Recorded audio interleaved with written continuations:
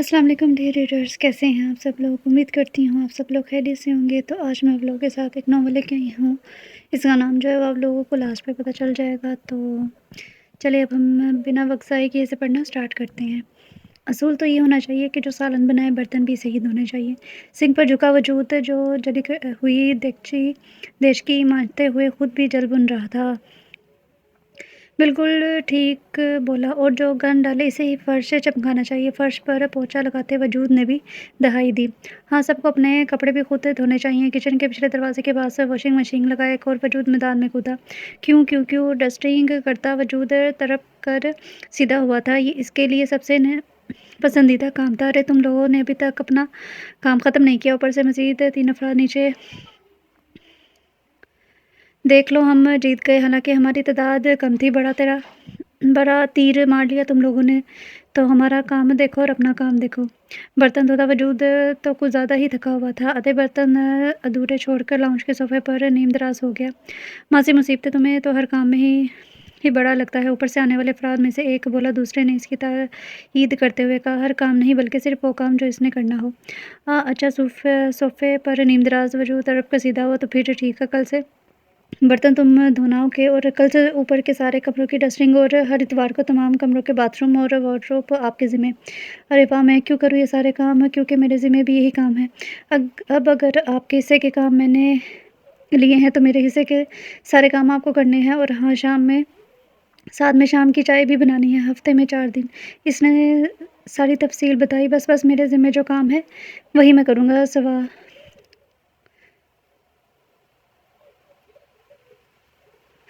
سواری مرے قدموں سے چلتی ہوئی کچن میں جاتی دوبارہ غروب ہو گئی۔ اوہو، یہ تو ان کا روز کا معمول ہے۔ چلیے ان سے تعارف حاصل کرتے ہیں، اور مکمل تعارف کے لیے آپ کو گھر سے باہر آنا پڑے گا۔ ہاں جی، تو یہ سلور گرے کلر کا گیٹ ہے۔ چلیں بس بسم اللہ کریں اور اندر قدم رکھیں۔ سرخ پتھروں کی روش اس سے گیٹ سے شروع ہوتی ہے اور دوسرے گیٹ تک جا پہنچتی ہے۔ وہ دیکھیے ذرا، بنگلے کے دائیں جانب کون ہے بھلا؟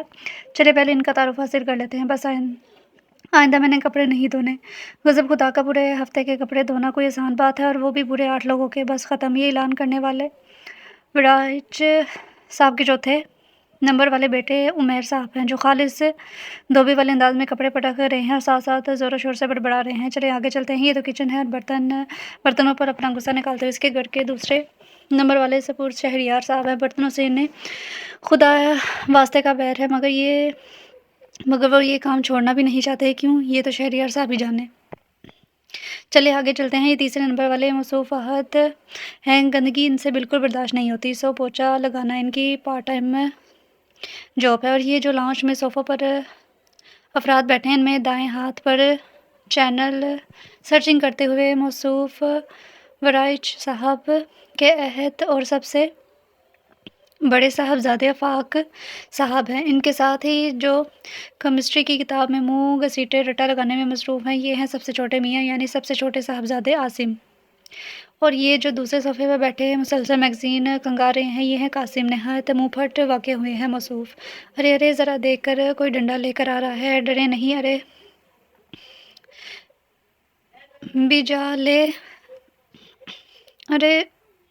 بیجالے بھی اتارنے ہیں، اس ڈنڈے سے آپ کو تھوڑی مارنا ہے اس کے۔ لیکن یہ ہے کون؟ آہا، اب سمجھ آئی آپ کی حیرانی کی وجہ۔ عمیر صاحب اتنے اچھے نہیں ہیں کہ ایک وقت میں 2 کام کریں۔ بھئی یہ تو اپنے عزیز صاحب ہیں، عمیر کے جڑواں بھائی، صرف چند منٹ چھوٹے ہیں عمیر صاحب سے، سو ان کا نمبر 5واں بنتا ہے۔ شکلاً بھی جڑواں اور عادتاً بھی جڑواں، حد سے زیادہ شیطانی دماغ رکھتے ہیں یہ دونوں بھائی، اور قاسم سے ان دونوں کی نہیں بنتی، کیونکہ قاسم کو تو مرض لاحق ہے، ہر راز بیچ چھوڑا ہے، پر پھوڑنے کا تو بھلا ایسے بندے کے ساتھ ان کا گزارا ہو سکتا ہے؟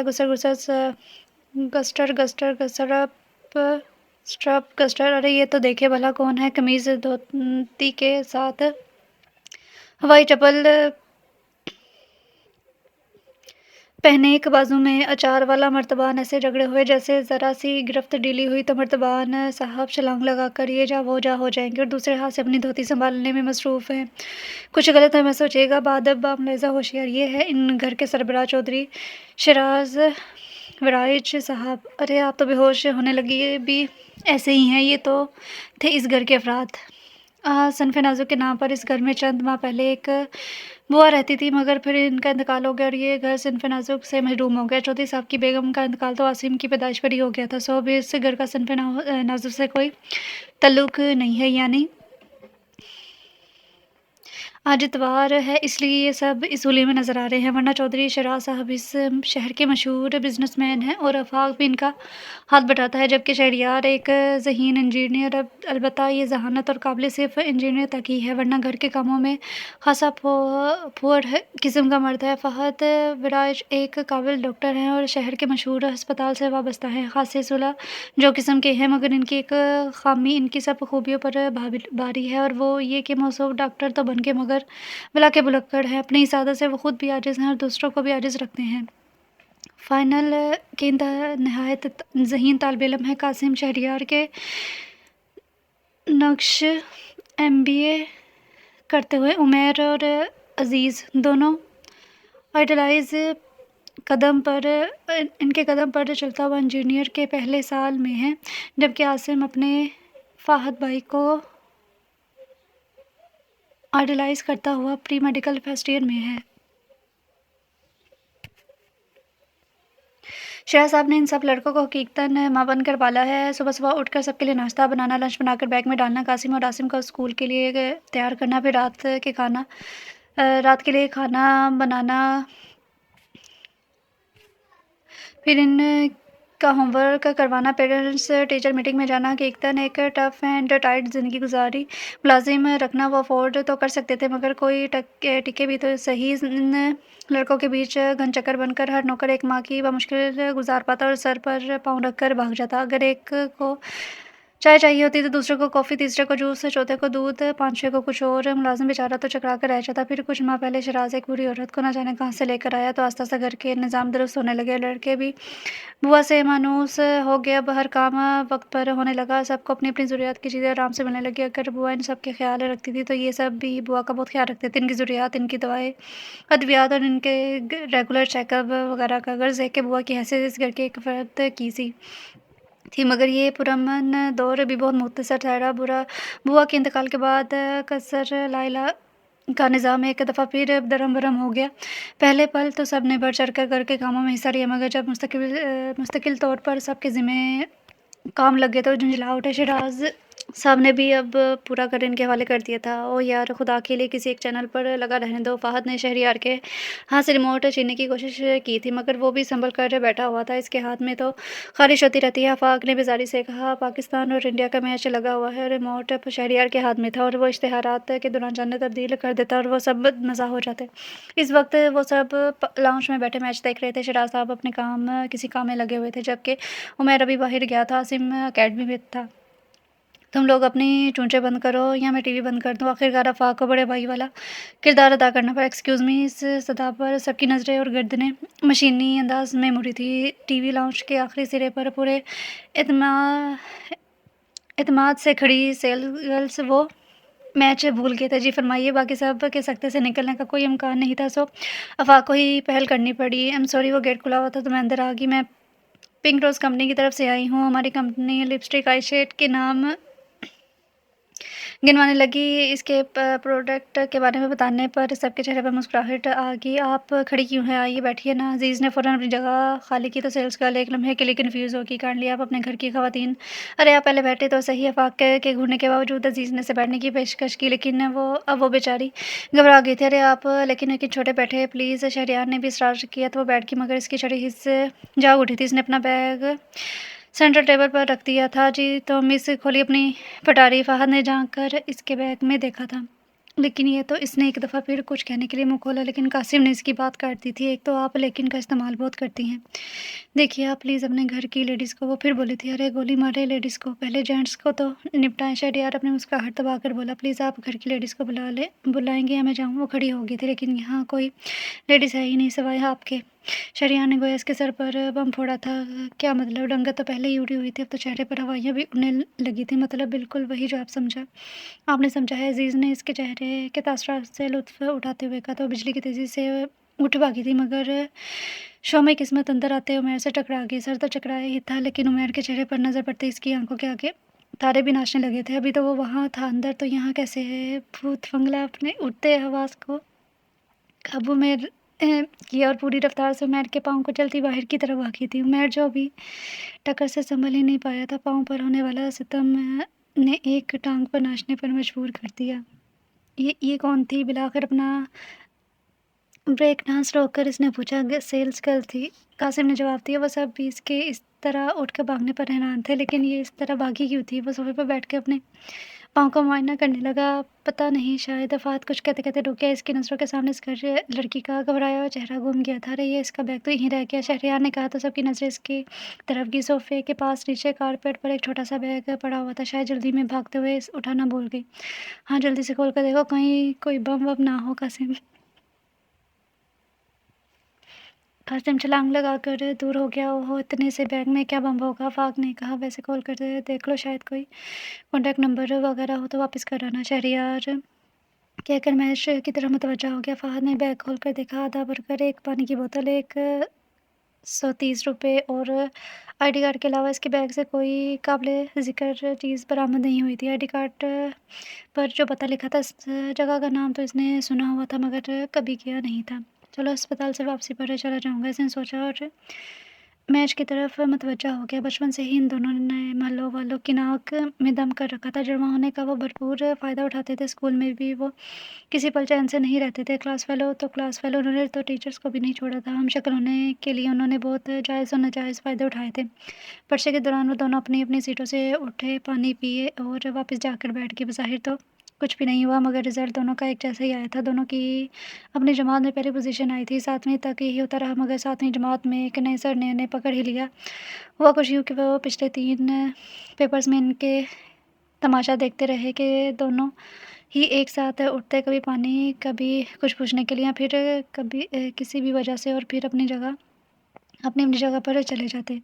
انہیں کسی گڑبڑ کا احساس ہوا، لہٰذا چوتھے پیپر والے دن انہوں نے پیپر پر دستخط کرتے ہوئے ایک لائن اپنے پیپر سے اس ایک کی شرٹ پر لگا دی۔ جیسے ہی حسب سابق دونوں اپنی اپنی جگہ سے اٹھ کر کھڑے ہوئے، دونوں نے پانی پیا اور واپس اپنی جگہ پر جا کر بیٹھ گئے۔ تھوڑی دیر بعد سر ایک کے پیچھے جا کر کھڑے ہو گئے، البتہ ان کے چہرے پر ہلکی سی طنزیہ مسکراہٹ تھی۔ عمیر بیٹا، آپ غلطی سے عزیز کی جگہ پر بیٹھ گئے ہیں۔ وہ پہلے تو بوکھلا گیا مگر پھر اطمینان سے بولا، سر آپ کو غلط فہمی ہوئی ہے، میں عزیز ہی ہوں۔ وہ مسکرایا۔ بیٹا غلط فہمی مجھے نہیں، آپ کو ہوئی ہے۔ نشان دیکھیے ذرا، اسے میں نے عمیر کی شرٹ پر لگایا تھا۔ انہوں نے اسے کندھے پر لگا ہوا نشان دکھایا، لیکن سر اس نے کچھ کہنے کے لیے منہ کھولا ہی تھا کہ ذہن میں کچھ نہ آیا۔ سر نے انہیں رنگوں ہاتھوں پکڑ لیا تھا۔ پرنسپل صاحب نے شراز صاحب کو وارننگ دی کہ شراز صاحب وہاں تو چپ چاپ اٹھ کر آگے، مگر گھر آ کر وہ پہلی بار ان پر برسے تھے اور ان سے بات چیت بند کر دی۔ سوری ڈیڈ، رات گئے وہ شراز صاحب کے کمرے میں گئے تھے۔ شراز صاحب ابھی تک جاگ رہے تھے۔ وہ دونوں سر جھکائے ان کے سامنے کھڑے ہو گئے۔ تم لوگوں کو سوری کہنے کی کیا ضرورت ہے؟ ان کا لہجہ سنجیدہ اور سرد تھا۔ بلکہ سوری تو مجھے کہنا چاہیے، شاید میری تربیت میں ہی کچھ کمی رہ گئی۔ میں تم لوگوں کو ویسی تو نہیں دے سکا جیسی مجھے دینی چاہیے تھی، حالانکہ میں نے تو اپنی طرف سے پوری کوشش کی، لیکن سب کے لیے ویری ویری سوری بیٹا۔ انہوں نے گلاسز اتار کر ٹیبل پر رکھے اور آنکھیں موند لی۔ ان کا انداز انتہائی ناراضگی لیے ہوئے تھا۔ سوری ڈیڈ، پلیز اس دفعہ معاف کر دے، پلیز ڈیڈ۔ وہ دونوں ان کے گھٹنوں کے پاس بیٹھ گئے تھے۔ انہوں نے ایک نظر اپنے بیٹوں کو دیکھا جن کی شکل سے ہی ندامت ظاہر ہو رہی تھی۔ Okay but this is last time, understand. اس کے بعد انہوں نے ایسی تمام شرارتیں بند کر دی جو ان کے نزدیک انہیں یا کسی اور کو نقصان پہنچانے کا سبب بن سکتی ہیں، مگر دوسروں کو چکر دینے والی شرارتیں جاری رکھی تھی۔ یونیورسٹی کے پہلے سال تو انہوں نے پورے ڈپارٹمنٹ کا جینا حرام کیا رکھا تھا۔ کلاس فیلو اور ان کی شرارتوں کا نشانہ بنے رہے۔ پھر آہستہ آہستہ سب کو علم ہو گیا، سب ہی پھر انہیں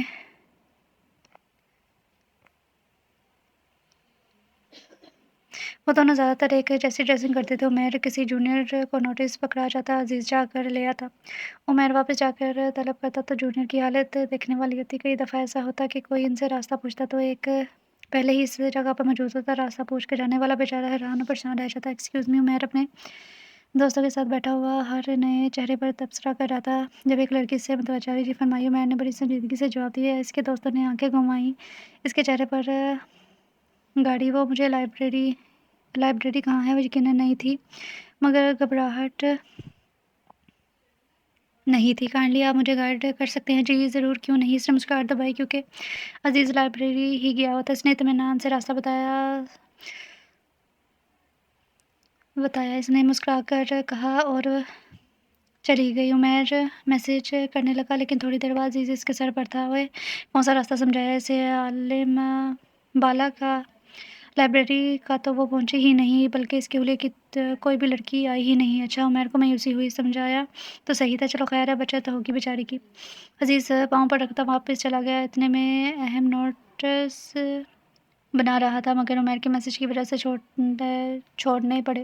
سنیے، ابھی جو وہ لائبریری پہنچا ہی تھا کہ ایک لڑکی نے اسے روکا۔ جی، اس نے کچھ جھنجھلا کر جواب دیا۔ وہ کچھ جھجک سی رہی تھی۔ ان کا کاٹتے ہوئے پوچھا، مارکیٹنگ کی کلاس کس طرف ہے؟ میرے سر پر۔ اس کا دل چاہا کہ کہہ دے مگر شرافت سے اسے بتا دیا کیونکہ اس کا اپنا ہی ڈپارٹمنٹ تھا۔ کچھ سیڑھیاں چڑھ کے اس نے کچھ خیال آیا تو اس نے عمیر کو میسج کر دیا اور مسکراتا ہوا آگے بڑھ گیا۔ عزیز جلدی فارغ ہو کر واپس آ گیا۔ اب آرام سے ٹی وی کے آگے بیٹھا تھا۔ عمیر آندھی طوفان کی طرح اندر داخل ہوا۔ تم بدتمیز انسان! غصے کی وجہ سے اس سے بولا بھی نہیں جا رہا تھا۔ عزیز نے والیوم کم کرتے ہوئے اطمینان سے اسے دیکھا۔ اس کے اطمینان کو دیکھ کر عمیر کو تو آگ ہی لگ گئی تھی۔ پاگل سمجھا ہوا ہے مجھے، الو کا پٹا ہوں میں، گدھا ہوں میں، جو بھی سمجھ لو، اب میں تو کچھ نہیں کہہ رہا۔ وہ مسکرایا، پھر ٹی وی کی طرف متوجہ ہو گیا۔ تم نے کہا تھا وہ لڑکی ہمارے ڈپارٹمنٹ کی طرف آ رہی ہے۔ وہ کمر پر ہاتھ ٹکا کے اس کے سامنے کھڑا ہو گیا۔ ہاں تو پھر جھوٹ کیوں بولا تم نے؟ میں نے جھوٹ نہیں بولا، وہ سچ میں مجھ سے راستہ پوچھ کے گئی تھی۔ ہو سکتا ہے راستہ سمجھ نہ آیا ہو، تم نے بدلا لیا ہے نا مجھ سے۔ عمیر کو یقین نہیں آیا تھا کس بات کا۔ عزیز نے نہ سمجھی سے اس کی طرف دیکھا۔ جو لڑکی میں نے تمہاری طرف بھیجی تھی وہ بھی تم تک نہیں پہنچی، اس لیے اس نے مشکوک نظر سے گھورا تھا۔ نہیں بھائی، میں نے کوئی بدلہ نہیں لیا، واقعی مجھ سے ایک وائٹ اور پرپل کپڑوں والی لڑکی نے مجھ سے ڈپارٹمنٹ کا پوچھا تھا۔ حیرت ہے پھر وہ مجھے نظر کیوں نہیں آئی؟ عمیر حیران پریشان تھا۔ آج وہ ہسپتال سے جلدی فارغ ہوا تو اسے خیال آیا کہ اس نے اس دن والی سیلز کی چیزیں واپس کرنی تھی۔ اور شیٹ، اس نے ماتھے پر ہاتھ مارا تھا۔ ہو سکتا ہے اسے ان چیزوں کی ضرورت ہو، میں لے کر بیٹھا ہوں۔ اس نے گاڑی میں ہی بیگ رکھا تاکہ جب بھی وقت ملے وہ اسے لٹا سکے۔ اس نے ہاتھ بڑھا کر پچھلی سیٹ سے بیگ اٹھایا، اس کا آئی ڈی کارڈ نکال کر ایڈریس دیکھنے لگا۔ اس علاقے کا اس نے صرف نام ہی سنا تھا، کافی گنجان آباد علاقہ تھا۔ اس نے ڈرائیونگ سیٹ میں مشکلات پیش آنے والی تھی، کئی دفعہ اس کا دل چاہا پہاڑ میں جائے اس کی چیزیں، مگر اس کی فطرت نے ایسا کرنے نہ دیا۔ آخرکار راستہ پوچھ کر وہ اس محلے تک پہنچ ہی گیا تھا، مگر گھر ڈھونڈنے میں اسے ابھی تک دشواری کا سامنا کرنا پڑ رہا تھا۔ اس نے کافی دور ہی گاڑی روک دی تھی۔ یہاں وہ جس سے بھی صبا کے گھر کا پوچھتا، وہ اس کو ایک منٹ کے لیے سر سے پاؤں تک گھورتا اور پھر آگے بڑھ جاتا۔ بالآخر مطلوبہ مکان مل ہی گیا۔ وہ دروازے پہ پہنچا، وہاں 15-16 سال کا ایک لڑکا کھڑا تھا۔ فہد نے اس سے پوچھا، مس صبا یہیں رہتی ہیں؟ لڑکے نے اس بات میں سر ہلا دیا اور پھر عجیب سی نظر اس کا جائزہ لینے لگا۔ فہد کو الجھن محسوس۔ اس نے پھر کہا، مجھے مس صبا سے ملنا ہے۔ لڑکا اندر چلا گیا۔ اسے گئے ابھی تھوڑی دیر ہی گزری تھی کہ فہد کو گھر کے اندر سے چیخنے کی آواز آنے لگی تھی۔ ابھی وہ اس پر غور کر رہا تھا کہ اچانک کسی کے گھر کے دروازے سے ایک عورت نے ایک لڑکی کو بری طرح دھکا دے کر باہر پھینکا۔ وہ لڑکی لڑکھاتے ہوئے فہد کے قدموں میں آ گری تھی۔ فہد گھبرا کر ایک قدم پیچھے ہوا۔ اس نے عورت کی طرف دیکھا، وہ عورت اس لڑکی پر بری طرح چیخ بھی رہی تھی۔ گالیوں اور کوسنوں کا ایک طوفان تھا جو برس رہا تھا۔ اسی دوران اس کی آواز سے سن کر محلے کے کچھ لوگ بھی جمع ہو گئے تھے۔ ان میں ہر عمر کی عورتیں اور مرد شامل تھے۔ فہد جھکا اس لڑکی کو کندھے سے تھام کر اٹھایا۔ وہ لڑکی بری طرح رو رہی تھی، گرنے سے اس کی پیشانی زخمی ہو گئی تھی اور خون بہہ رہا تھا۔ فہد اسے پہچان گیا تھا، وہ صبا تھی۔ اس کے جسم پر مزید کئی چوٹوں کے نشان تھے۔ اس عورت نے اسے دھکا دینے سے قبل غالباً اس پر خاصا تشدد بھی کیا تھا۔ بغیرت بے حیا، تو اسی لیے میرے بھائی سے شادی نہیں کر رہی تھی۔ عورت نے دانت پیس کر فہد کی طرف اشارہ کیا۔ وہ جب بوکھلا گیا تو وہ بھی تک صبا کو پکڑے کھڑا تھا۔ اس نے گھبرا کر جلدی سے اپنے ہاتھ کندھے سے ہٹا لیے۔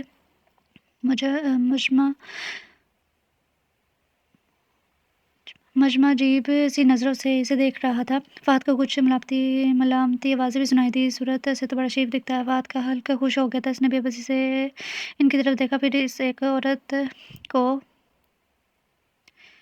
جا لے جا اپنی سگی کو، میرے گھر میں اس کے لیے کوئی جگہ نہیں ہے۔ اس عورت نے صبا کو دھکا دیا اور گھر کا دروازہ بند کرنے لگی۔ صبا بجلی کی تیزی سے ان کی طرف بڑھی تھی۔ خدا کے لیے اماں، ایسا نہ کرو، رحم کرو مجھے، اماں مجھے نہ نکالو۔ وہ اس عورت کی ٹانگوں سے لپٹ گئی، مگر اس عورت نے پھر اسے اتنے زور سے دھکا دیا کہ اس کا سر دروازے کی چوکھٹ سے ٹکرایا اور ماتھے پر ایک اور کٹ لگ گیا تھا۔ وہ چکرا کر گری اور ہوش و حواس سے بیگانہ ہو گئی۔ پرے مرے اسے ایک موٹی سی گالی دے کر عورت نے دروازہ بند کرنے کی کوشش کی۔ فہد کی برداشت بس اتنی ہی تھی۔ یہ آپ کیا کر رہی ہیں؟ اس کی آواز پر سب اس کی طرف متوجہ ہو گئے۔ اس عورت کا ہاتھ بھی رک گیا تھا۔ دیکھا، میں کہتی تھی نا یہ آوارہ بچہ کہیں نہ کہیں منہ کالا کر کے آئی ہوگی۔ اب دیکھ لیا نا سب نے اپنی آنکھوں سے، آ گیا نا اس کا سگا۔ وہ عورت تقریر کرنے والے انداز میں جیسے پورے محلے سے خطاب فرما رہی تھی۔ فہد کا غصہ غصے سے سرخ چہرہ ہو گیا تھا۔ محترمہ اپنی زبان کو کنٹرول میں رکھے، یہ نہ ہو کہ فہد کا غصے سے برا حال ہو رہا تھا۔ خواہ یہ عورت صبا کو اس کے ساتھ جوڑ رہی تھی۔ اس نے ایک نظر پھر صبا کو دیکھا۔ میری برداشت ختم ہو جائے گی۔ برداشت میری ختم ہو چکی ہے، لے جاؤ اپنی اس مرتبہ موٹی سی گالی اس لڑکی کا نصیب تھی۔ بس فہد زور سے چلایا، خبردار اگر ایک بھی لفظ اور کہا۔ اس نے انگلی اٹھا کر انہیں خبردار کیا تو عورت جو پہلے ہی اس کے بولے سے مروب تھی ایک لمحے لیے خاموش ہوگی، پھر کچھ گڑبڑا کر زور سے دروازہ بند کر دیا۔ اور تم لوگ صرف تماشا دیکھنے کے لیے آئے ہو، کوئی روکتا کیوں نہیں؟ انہیں انسانی نام کی کوئی چیز ہی نہیں تم لوگوں میں یا نہیں؟ لیکن نہیں، تم لوگ تو انسان کھلانے کے بھی لائق نہیں ہو، بے حس ہوں۔ اس نے مڑ کر پورے مجھ میں کو لتاڑا تو لوگ الٹا اس پر چڑھ دوڑے۔ تم اس طرح ایک لڑکی کی عزت سے نہیں کھیل سکتے، بزرگ گرجا کر جان عزیز ہے تو اب اسے نکاح کرو۔ فہد بوکھلا گیا، عجیب جاہل لوگ تھے، کوئی اس نے سننے کو تیار ہی نہیں تھا۔ جی، اس نے ایک بے بسی نظر بے ہوش صبا پر ڈالی۔ وہ ہوش میں ہوتی تو ان کی غلط فہمی دور کرتی۔ ہاں، تم سمجھتے ہو اس لڑکی کا کوئی نہیں ہے جو تم چاہے کر سکتے ہو، نکاح تو تمہیں بھی اور اسی وقت کرنا ہوگا۔ ایک اور آواز آئی تھی، مگر میں تو انہیں جانتا تک نہیں۔ اس نے کمزور سی صدا یہ احتجاج بلند کی، جانتے نہیں ہو تو اس کے گھر کیوں آئے ہو؟ میں نے تجھے خود اس کے دروازے پر کھڑا دیکھا ہے، بول کیوں آیا تھا؟ ایک جوشیلے نوجوان نے فہد کا کالر سے پکڑ کر جھٹکا دیا تو فہد کے ہاتھوں سے صبا کا والٹ گر گیا۔ گرنے کے ساتھ ہی والٹ کھل گیا، صبا کا شناختی کارڈ باہر جھانکنے لگا۔ اب فہد کی بدقسمتی یہ تھی کہ کارڈ جو حصہ باہر آیا اس پر صبا کی تصویر جگمگا رہی تھی۔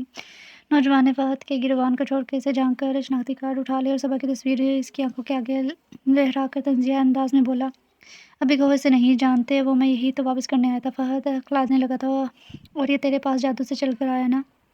نوجوان نے پھر شناختی کارڈ لہرایا تھا، اب شرافت سے نکاح کر لے ورنہ اپنے قدموں پر چل کے جانے کے قابل نہیں رہے گا۔ فہد کے پاس کوئی چارہ نہ تھا، نکاح کے انتظامات ہونے لگے۔ اسی دوران صبا کو بھی ہوش آ گیا تھا، مگر کسی نے اس کا احتجاج بھی نہیں سنا۔ ناچاروں نکاح کو کرنا ہی پڑا۔ صرف 3 گھنٹے گزرے تھے اور اس کی زندگی نے کیسے پلٹا کھایا تھا کہ وہ خود بھی حیران رہ گیا تھا۔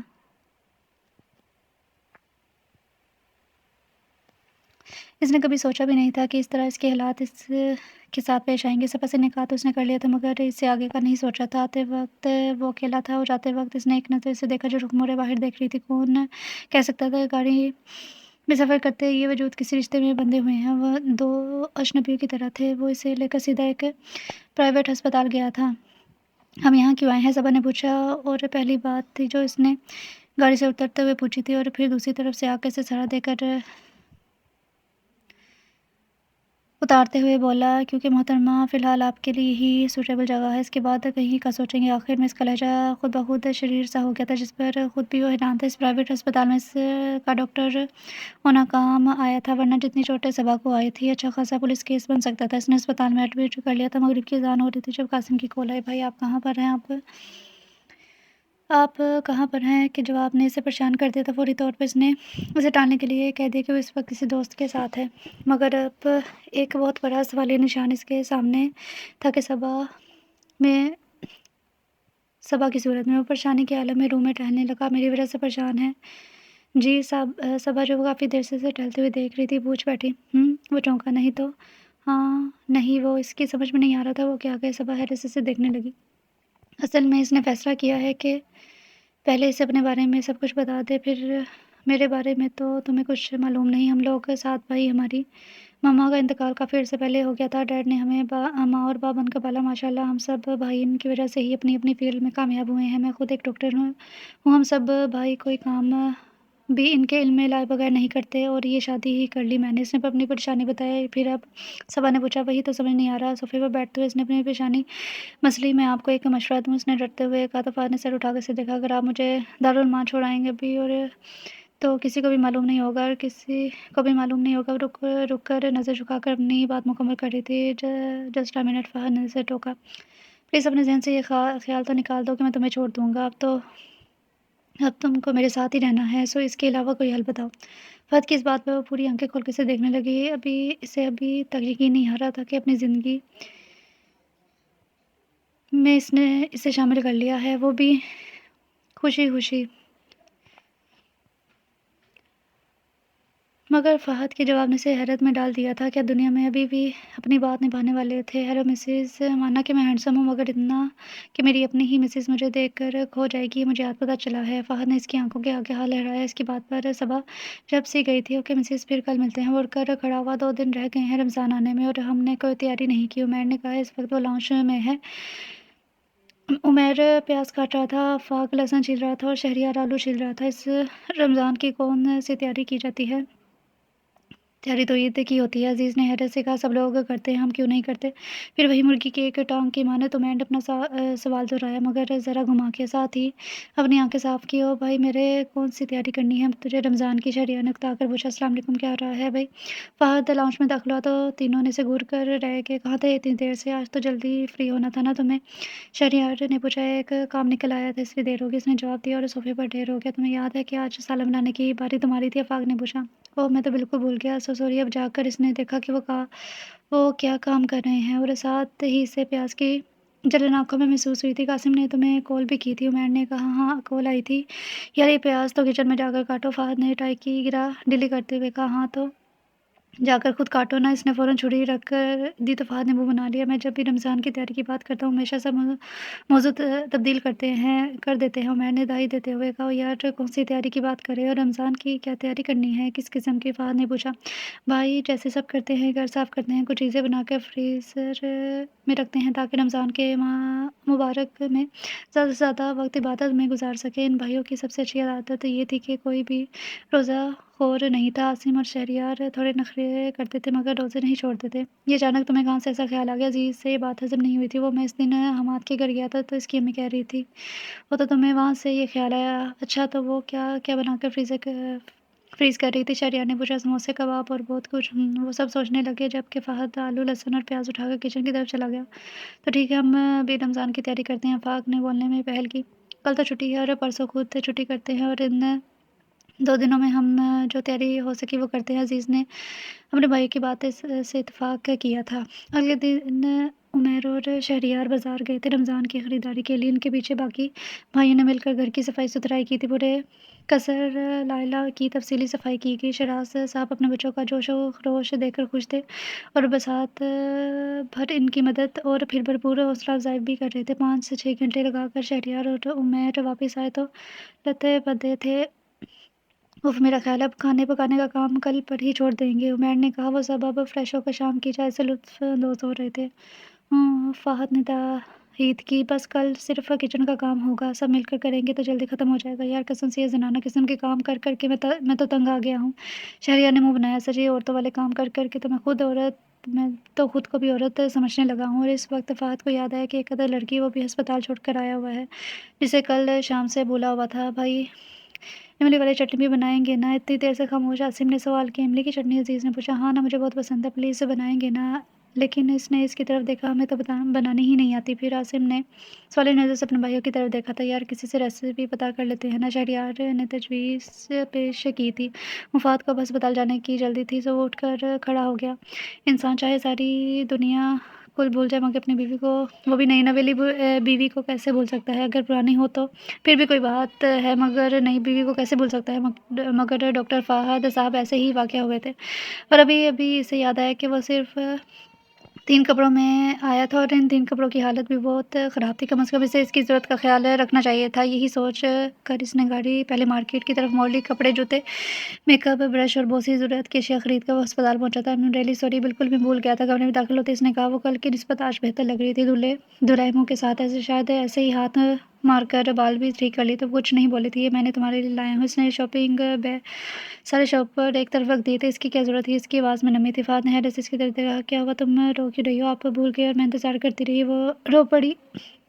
فہد ایک دم بکھلا گیا تھا۔ صبا ہم ریلی سوری، ایکچولی آج وہ بتاتے کہ آج پورا دن اس نے کیا کیا تھا۔ جالے اتارے، پنکھے صاف کیے تھے، گملے صاف کیے ٹیرس سے دھویا، وہ آج بھی تھوڑا بزی تھا۔ جیسے ہی فری ہوا یہاں کیا وضاحتیں دے رہا تھا، کسی روتی لڑکی کو چپ کروانا اس کا پہلا تجربہ تھا، لہٰذا وہ بری طرح بوکھلایا ہوا تھا کہ کرے تو کیا کرے۔ دیکھو پلیز چپ ہو جاؤ، فہد کی درخواست نظر انداز کر کے اس نے اپنا رونا جاری رکھا۔ پلیز چپ ہو جاؤ ورنہ کی دھمکی کام کر گئی تھی۔ اس نے سر اٹھا کے اسے دیکھا مگر آنسو پھر بھی بہہ رہے تھے، ورنہ میں بھی رونے لگوں گا۔ فہد کی شکل واقعی رونے والی ہو گئی تھی اور اس کی بات سن کر وہ روتے روتے ہنس پڑی تھی۔ اوکے اب میں چلتا ہوں، کل آؤں گا، ہو سکتا ہے کل تمہیں ڈسچارج کر دیا جائے، اللہ حافظ۔ مگر دروازے تک جا کر وہ پلٹا تھا۔ ایک بات پوچھوں جی؟ صبا پریشان ہوئی کہ نہ جانے کا وہ کان کھجاتے ہوئے بولا، تمہیں املی کی چٹنی بنانی آتی ہے؟ جی ہاں جی ہاں۔ وہ اسے کیا بتایا؟ آتی تو ہے، لیکن اس عجیب سوال پر وہ حیران بھی تھی اور پریشان بھی کہ اس وقت سرتاج کے بطور خاص املی کی چٹنی کی یاد آ گئی۔ اوہ ویری گڈ، وہ خوش ہو کر بولا۔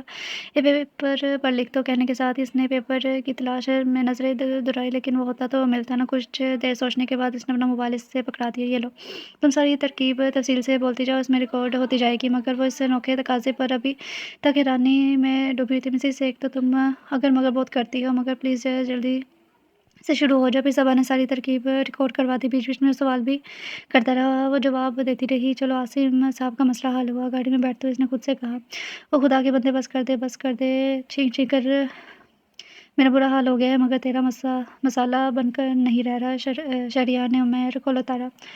قصر عائلہ کے کچن میں اس وقت رونق لگی ہوئی تھی۔ ڈاکٹر فہد صاحب سبزیاں کاٹتے ہوئے ان کی افادیت پر خاصا بور قسم کا لیکچر دے رہے تھے اور قاسم اور عاصم کو نہچاتے ہوئے بھی سننا پڑ رہا تھا، کیونکہ وہ تینوں آمنے سامنے بیٹھے ہوئے تھے۔ افاق کونی تک آستین فولڈ کیے ہوئے چکن دھو کر رکھ رہا تھا، جبکہ شہریار سارے پیس الگ الگ پیکٹ میں رکھ کر فریزر میں رکھ رہا تھا۔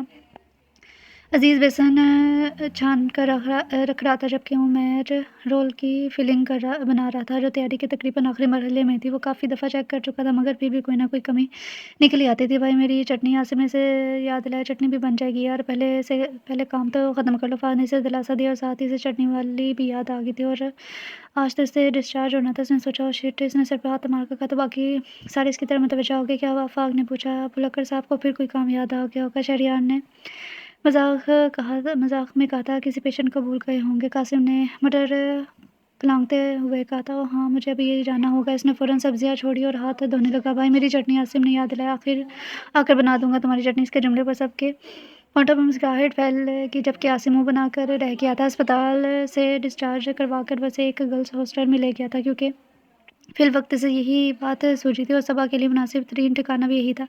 اسے ہاسٹل میں داخل کروا کر اپنے اوپر بہت ذمہ داری سے نجات حاصل کر چکا تھا۔ وہ خود تو مطمئن ہو گیا تھا، جبکہ صبا کی شکل سے ہی لگ رہا تھا وہ بہت گھبرائی ہوئی ہے۔ ارے یار گھبرائے کیوں رہی ہو؟ میں ہر ہفتے آیا کروں گا تم سے ملنے، اور موقع دے کر ڈیڈ سے بھی بات کرتا ہوں، پریشان ہونے کی ضرورت بالکل بھی نہیں ہے۔ Okay take care. اور وہ ہاتھ ہلاتا ہوا جب واپس چلا گیا، اور وہ وہیں کھڑی سوچتی رہی کہ نہ جانے اب وہ اسے یاد رہے گی یا نہیں۔ عجیب چھلاوا سا بندہ تھا۔ بھائی یہ کیا کر رہے ہو؟ فہد کچن میں اکیلا مصروف تھا جب عاصم نے اسے متوجہ کرنے کی کوشش کی، مگر وہ کانوں سے ہینڈ فری فون لگے خلا میں گھور رہا تھا اور ساتھ ساتھ سامنے رکھی چیزوں کو غور سے دیکھنے لگا۔ بھائی، اس نے فہد کے آگے ہاتھ لڑایا، تم کب آئے؟ وہ چونک گیا تھا۔ یہ آپ کیا کر رہے ہیں؟ یہ فہد نے ایک نظر اسے دیکھا، پھر اپنے ہاتھوں کو جو پورے کے پورے املی کے رسے ہوئے تھے۔ یہ میں تمہارے لیے املی کی چٹنی بنا رہا ہوں۔ اپنے ہاتھوں کو دیکھ کر خود اس کے دل کو کچھ ہوا تھا۔ بھائی یہ اتنے گندے طریقے سے بنتی ہے؟ عاصم نے برا سا منہ بنایا۔ جیسے بھی بنتی ہو، تم چلے جاؤ اندر، جب بن جائے گی تو آ جانا۔ فہد نے اسے وہاں سے ٹالا اور املی کے ملغبے کو چھوڑ کر اپنے ہاتھوں کو دیکھا۔ کچھ دیر کے بعد اس نے اپنی ایک انگلی کو زبان سے چکھا۔ Not bad. اس نے ساری انگلیاں بھی چاٹ لی تھی۔ یونیورسٹی کے پارکنگ ایریا میں صرف ایک گاڑی کی جگہ بچی تھی۔ آج کوئی سیمینار تھا، لہٰذا کافی سارے باہر کے لوگ بھی آئے ہوئے تھے۔ آمنے سامنے سے آنے والی دونوں گاڑی ایک دوسرے کے بالکل قریب رکی۔ ایک گاڑی میں ایک لڑکی تھی، جبکہ دوسری گاڑی میں عمیر اور عزیز تھے۔ لڑکی نے ہارن بجا کر انہیں گاڑی پیچھے کرنے کا کہا۔ وہ یہ تو وہی ہے جو اس دن لائبریری میں ملی تھی، عزیز نے کہا۔ اس کا ہارن سننے کی بجائے وہ لوگ اپنی گفتگو میں لگے ہوئے تھے۔ تو اسے اپنے ڈپارٹمنٹ کا پوچھ رہی تھی، عمیر نے اسے گھورا۔ ہاں، عزیز نے اس کے گھوری کی پرواہ کیے بغیر سر ہلا دیا۔ ابے گام، اور یہی تو مجھ سے لائبریری کا پوچھنے آئی تھی، عمیر غصے سے بولا تھا۔ مسٹر، اگر آپ کو गाड़ी में सोने का शौक है तो ये शौक कहीं और जाकर पूरा कर सकते हैं। प्लीज़ यहाँ से गाड़ी हटा लें, मेरी क्लास का टाइम हो गया है। बातों-बातों में इन्हें पता ही नहीं चला कब वो लड़की गाड़ी से उतर के इनके सर पे पहुँच चुकी थी। इसने शीशा बजाकर दोनों को चौंका दिया। तो मोहतरमा आप अपनी गाड़ी ज़रा पीछे कर लें, हम अपनी गाड़ी पार करके आपको रास्ता दे सकते हैं। वैसे साइड से आपकी गाड़ी आराम से गुज़र सकती है। उमैर मज़े से बोला, मुझे रास्ता नहीं चाहिए। वो झुँझलाकर बोले, तो क्या दिल चाहिए? यूँ खड़े-खड़े उमैर ने मसनूई हैरत का इज़हार किया। अज़ीज़ ने उमैर को इस बकवास पर घूरा था। "वर्द दिमाग दुरुस्त है आपका, वो लड़की उछली पड़ी थी, क्यों? आप को ठीक करवाना आता है?" उमैर चहका था और अज़ीज़ को यकीन हो गया वो वाक़ई इसका दिमाग ठीक कर देगी, क्योंकि इस लड़की का चेहरा गुस्से से सुर्ख़ हो रहा था। "जी हाँ, बहुत अच्छी तरह, और आप पैसों का तो मैं फ्री में ही कर देती हूँ। इडियट, रास्ता दो मुझे, गाड़ी पार्क करनी है।" हेलो मैडम, इडियट किसे बोला? उमैर को भी गुस्सा आ गया। काम डाउन यार उमैर। अज़ीज़ ने उमैर के इशारे पर हाथ रख के उसे ठंडा रहने को कहा। इडियट को इडियट नहीं कहूँगी तो और क्या कहूँगी? इतने में एक और जगह से गाड़ी निकली तो वहाँ जगह खाली हो गई। चल इधर पार्क कर लेते हैं, उमैर अज़ीज़ ने कहा। तो उमैर ने एक ज़ीली नज़र इस लड़की पर डाली और आंधी तूफ़ान की तरह गाड़ी इसके करीब से ले गया। वो लड़की उछल कर 2 कदम पीछे हटी। यू इडियट, इसने चिल्लाकर कहा। मेरा दिल कर रहा है इसकी गर्दन मरोड़ दूँ। घर आकर भी उमर को सुकून नहीं मिल रहा था तो मरोड़ देनी थी ना। कासिम ने डोसे से निडाल होते हुए कहा। मुँह पर कुशन रख कर वो सोने की कोशिश कर रहा था, मगर नींद फिर भी नहीं आ रही थी। बस बेटा बस, इतनी एनर्जी वेस्ट ना कर, होता आपसे कुछ नहीं है, सिर्फ बातें ना किया करो। अज़ीज़ ने जल्दी पर तेल डाला था। पापा को ने तुमने ही तो कहा था काम डाउन, और तू हो गया। शाबाश, कुर्बान हूँ तेरी फरमाबरदारी की। अब मुझे वो मिली ना, फिर देखना। मैंने लब पीछे थे। क्या करेगा? इसके पाँव पर पड़ जाएगा। मेरा इस वक़्त तुम्हारे साथ लड़ने का कोई मूड नहीं है, इसलिए चुप कर जा। वैसे भी मैं रोज़े से हूँ। अच्छा, तो इससे लड़ने का मूड है? अज़ीज़ साहब आज ज़्यादा ही चहक रहे थे। उमैर ने कुशन उठाकर इसे मारा और ऊपर से कमरे की तरफ चला गया। 2 हफ़्ते बाद इसे याद आया कि वो सबा से हर हफ़्ते आने का वादा कर कर आया था। मुझे तो लगता है किसी दिन आप भूल ही जाएँगे कि सबा नाम की कोई लड़की भी है। ये फ़हद के दोस्ताना रवैये का कमाल था जो इसके मुँह से ऐसा शिकवा निकला था। पहले दिन तो वो इतनी डरी सहमी थी कि फ़हद के मुख़ातिब करने पर भी मुश्किल जवाब दे पाती थी, और अब इससे इस तरह शिकवा और शिकायत कर रही थी। अरे भई, बोला थोड़ी था, बस ज़हन से निकल गया था। अनोखी ही वज़ाहत थी। वो मुस्कुरा दी। अपनी मिसेज़ को कौन भूल सकता है? वो आपसे एक बात कहनी थी। वो कुछ देर बाद झिटक कर बोली थी। मैं सारा दिन यहाँ बैठ-बैठ कर फ़ारिग रहकर बोर हो जाती हूँ। यहाँ तकरीबन सारी लड़कियाँ अपने-अपने काम पर चली जाती हैं, मैं रुक गई थी हूँ। इसकी समझ में नहीं आ रहा था वो कहना क्या चाहती है। तो अगर आप इजाज़त दें तो मैं भी कोई जॉब कर लूँ। उसने बहुत झिझकते हुए अटक कर अपना मुद्दा बयान किया। अगर तुम समझती हो कि जॉब करने से तुम्हारा मसला हल हो जाएगा तो हमें पूछने की क्या ज़रूरत है? इसे अभी तक इजाज़त वाली बात समझ में नहीं आई थी, क्योंकि घर में कभी ऐसा माहौल देखा ही नहीं था। सो इसे नहीं मालूम था स्पेशली इजाज़त लेने की कोई ज़रूरत महसूस रही है। वो आप मेरे हस्बैंड हैं, सो आपसे ही इजाज़त लेनी थी। Okay, okay. मगर करोगी कहाँ? फ़हद के मान जाने पर सबा का चेहरा खिल उठा था। वो मेरी रूममेट है, वहाँ इसके स्कूल में एक टीचर की ज़रूरत है। वो खुशी-खुशी बताने लगी, ठीक है, जब तक हमारा मसला हल नहीं होता तब तक कर लो। वो तेज़ी से सीढ़ियाँ लाँघता हुआ ऊपर जा रहा था। एक लड़की से टकराते-टकराते बची। ओह अज़ीज़, इस लड़की को पहचान गया था। कुछ देर पहले मेहर भी यहाँ से गुज़रा था। अगर ये इससे टकरा जाती तो शुक्र, इसके मुँह से बेख्तियार निकला, मगर लड़की के चेहरे पर शनासाई के कोई आसार नहीं थे। वो जिधर होता वो लड़की भी इधर हो जाती। काफ़ी देर ऐसा चलता रहा। अज़ीज़ दीवार के साथ लग गया। पहले आप जाएँ, इसने मुस्कुराते हुए कहा। थैंक्स, वो कहकर नीचे उतरने लगी। एक्सक्यूज़ मी, अज़ीज़ ने उसे टोका था। वो पलटी। आज घर जाकर शुक्राने के नफ़ल अदा कीजिएगा। वो क्यों? इसने हैरत से पूछा। एक्चुअली चंद दिन लम्हे पहले मेरा भाई भी यहाँ से गुज़र कर गया था, जिसकी आपने इस दिन बेइज़्ज़ती की थी। वो आपको ढूँढता फिर रहा है, लेकिन मैंने कब की? वो आँखों में हैरानी के लिए इसे पूछ रही थी। अरे आपकी याददाश्त काफ़ी कमज़ोर है। लड़की ने इसे घूरा था। इस दिन जब आप गाड़ी पार्क वो याद दिलाने लगा। वो हाँ, याद आ गया। वो अचानक बोल पड़े। हालाँकि इसके चेहरे के तासुरात इसके बरअक्स थे, तो गलती भी आप के भाई की ही थी। एक तो मुझे पहले ही देर हो गई थी, ऊपर से उन्होंने फ़िज़ूल बातें शुरू कर दी। Okay, I have to go now. वो पलटी और तेज़ी से सीढ़ियाँ उतरती चली गई। अजीब लड़की इस दिन कैसे कारखाने को दौड़ रही थी, और आज खैर मुझे क्या? वो फिर तेज़ी से सीढ़ियाँ लांघने लगा था। वैसे आज काफ़ी अच्छी लग रही थी, उसने सोचा।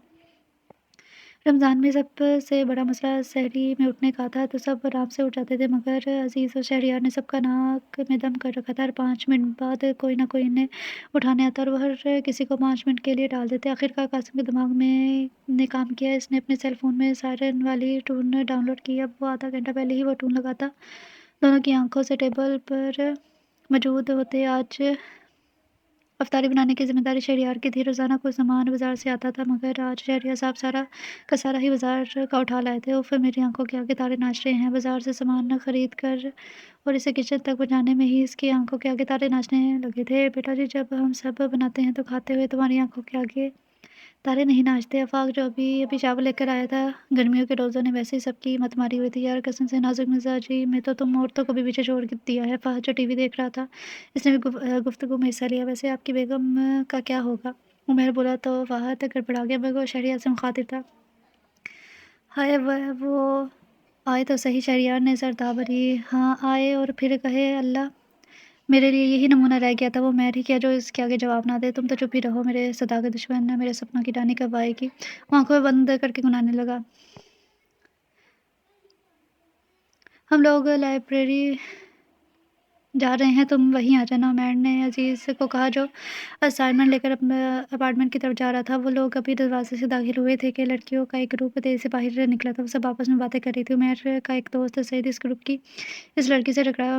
اوہ I'm sorry، سعید نے فوراً معذرت کی، حالانکہ غلطی اس لڑکی کی تھی۔ It's okay. وہ لڑکی سے ابھی بولنے لگی تھی کہ ان کے گروپ کی ایک لڑکی دوسری لڑکی سے بولی، بٹ سوری، تم لوگوں کا کام ہی۔ عمیر کے ذہن میں چمکا سا ہوا، ارے یہ تو وہی ہے، ہم لوگ تو جو بھی ہیں محترمہ، ذرا اپنا حدود و دائرہ بتانا پسند کریں گی؟ ہر کسی سے خواہ مخواہ فری ہونے کی کوشش کرتی ہیں، شاید ہو بھی ہے آپ کی۔ جن بیچاروں کی ٹکر ہوئی تھی وہ آپ کی معذرت اور بات بھول کر ان دونوں کے خاموش کروانے میں لگ گئے۔ تم سے فری ہونے کی کوشش، محفوظ شکل دیکھی اپنے سڑے ہوئے بینگن، اور تم کیا ہو، کیڑا لگی بھنڈی۔ عزیز جو اسائنمنٹ جمع کروانے آ رہا، تیزی سے ان کی طرف ہجوم کو دیکھ کر ان کی طرف آیا۔ یہاں کون سی کانفرنس ہو رہی ہے؟ وہ حیران تو آگے بڑھا، تمہاری ہمت کیسی ہے مجھ سے اس طرح بات کرنے کی؟ وہ لڑکی غصے سے لال پیلی ہو رہی تھی۔ اس میں ہمت کی کون سی بات، ذرا سی زبان ہی ہلائی ہے۔ عمیر شاید دل کی بھڑاس نکال چکا تھا، اب اسے زجر کر رہا تھا، اور وہ اس کی آنکھیں اس لڑکی کا بس نہیں چل رہا تھا۔ وہ عمیر کے ساتھ کیا ڈالے، کیا ہو رہا ہے؟ عزیز نے آگے بڑھ کر عمیر کے کندھے پر ہاتھ رکھا، کچھ نہیں یار، عادت سے مجبور، وہ ہلکے پھلکے انداز میں بولا تھا، میں عادت سے مجبور ہوں یہاں۔ وہ پھر شروع ہو گئی تھی، بس پلیز بس بات ختم کرے، کافی تماشا ہو گیا۔ اس نے عمیر کا ہاتھ پکڑا اور واپسی کے قدم بڑھا دیے۔ توبہ، لڑکی ہے یا پٹاخہ؟ سعید تھوڑا آگے جا کر بولا، ایٹم بم ہے پوری۔ عمیر ہنسا تھا، لیکن اس دن تو عزیز نے الجھ کر سوچا، ویسے عمیر کی شکل بھی تو ایسی ہے، ہاں لیکن میری کون سا الگ ہے؟ وہ دل ہی دل میں ہنسا تھا۔ اگلی دفعہ وہ واقعی ایک ہفتے بعد ان سے ملنے پہنچ گیا تھا۔ اب آپ کی یادداشت کچھ بہتر ہوتی جا رہی ہے۔ وہ دھیرے سے ہنسی تھی، بس دیکھ لو، میں نے کہا نا اپنی مسز کو کون بھول سکتا ہے؟ وہ گڑبڑا کر بولا تھا، کیونکہ یہ تو اس کا ایک دوست اپنی مسز کی بھاری شاپنگ کے ڈیمانڈ کا روتا ہوا سے یاد ہی نہ تھا کہ وہ بھی ایک عدد مسز رکھتا ہے، اور پھر فوراً ہی سے یاد آیا کہ اس نے صبح سے ہر ہفتے آنے کا وعدہ کیا تھا۔ سو وہ اس کے سامنے تھا، اور کیسا گزرا وقت۔ جاب سے مطمئن اس نے بات بڑھانے کے لیے کہا، اور آگے سے وہ مکمل بھرپور جواب دینے لگی، ایک ایک تفصیل کے ساتھ، شاید پورے ہفتے کی باتیں جمع کیے ہوئے رکھی تھی۔ وہ آٹو پر مسکراہٹ لیے پوری توجہ کے ساتھ اسے سن رہا تھا، جو بات کرتے کرتے ہاتھ کے ساتھ ساتھ ہاتھوں کو بھی ہلا رہی تھی، اور اس کی آنکھیں اس کے تاثرات کی مکمل عکاسی کر رہی تھی، کہ وہ صرف اپنی تنخواہ کی محتاج نہ رہے۔ آتے ہوئے بہت ساری رقم اسے دے کر آیا تھا۔ یار ہم لوگ عید کی تیاری کب کریں گے؟ عمیر بولا، اپنے حصے کے کام نپٹا کر۔ اب وہ افطاری کے بعد لاؤنج میں بیٹھے تھے۔ شراز صاحب اپنے ایک دوست کی طرف جا چکے تھے، جبکہ وہ سب چائے سے لطف اندوز ہو رہے تھے۔ تراویح کے لیے سب اکٹھے ہی جاتے تھے، اگر ایک بھی افطاری کے بعد روم میں گھس جاتا تو پھر سحری کے وقت ہی نکلتا تھا۔ ہائے شہریار اچھل پڑا، کیا کہا تم نے؟ عزیز ذرا اس کی کمپنی چین کرو، پہلے اسے رمضان کی تیاری کرنی تھی، اور اب 20ویں روزے کو ہی عید کی تیاری کی یاد آ گئی۔ عمیر صاحب سب ٹھیک ہے نا؟ اس نے مشکوک نظر سے عمیر کو گھورا تھا۔ ایک تو تم لوگ بھی الٹا مطلب لیتے ہو، اور بات کا عمیر کو چند لمحے لگتے تھے غصے میں آنے کے، تو تم باتیں ہی کچھ ایسی کرتے ہو، بندہ مجبور ہو جاتا ہے شک کرنے پر۔ آفاق بھائی، میں یہ کہہ رہا ہوں کہ ہم لوگ عید کی شاپنگ کب کریں گے؟ شہریار کی طرف سے رخ موڑ کر وہ آفاق کی طرف متوجہ تھا۔ کیوں؟ آفاق نے پوچھا، کیوں کیا ہوا؟ کرنی تو ہے ہی، پھر جلدی جلدی کرتے ہیں نا، اچھا لگے گا نا، سب اکٹھے ساتھ جائیں گے ہم۔ کیوں بھائی، بچیوں کی جان لینے کا ارادہ ہے؟ سارے شہزادے اکٹھے نکل پڑے۔ قاسم نے کہا تو سب کا کہکا گونجا تھا۔ ویل سیڈ قاسم، یار مجھے بتاؤ تمہارے ساتھ پرابلم کیا ہے؟ عزیز نے اسے پوچھا۔ بس میں چاہتا ہوں کہ ہمارے گھر بھی ویسی تیاری ہو جیسی سعید وغیرہ کے گھر ہوتی ہے، بازاروں کے چکر، کبھی دوپٹے رنگوانا، کبھی لیس وغیرہ لگوانے کے چکر، پھر چوڑیاں، مہندی۔ ابھی بول ہی رہا تھا کہ شہریار بھی بول پڑا، دیکھا میں نے کہا تھا نا اس کی کمپنی چیک کرو۔ مجھے بتاؤ ذرا، یہ سعید نے کب سے دوپٹہ لینا شروع کر دیا، اور یہ مہندی، چوڑیاں؟ Are you crazy? اور تمہیں اس گھر میں ایسی کون سی مخلوق نظر آتی ہے جو یہ سب چیزیں یوز کرے؟ عزیز نے کہا تو تم تو بس عمیر نے منہ بنا لیا تھا۔ عمیر بھی سیریس، تم خود بتاؤ ہمارے گھر میں یہ سب پہننے والا ہے کون؟ ہم یہ لاتے پھر ہیں، آفاق نے اس سے پوچھا تو اس نے سر جھکا لیا۔ تو ہم اپنی شاپنگ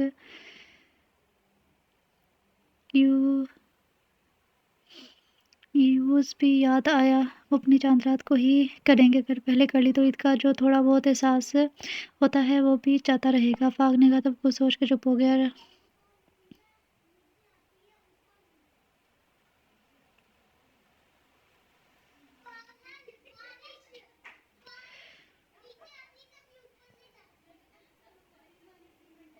روم کے ٹیبل اور صوفے پر فہد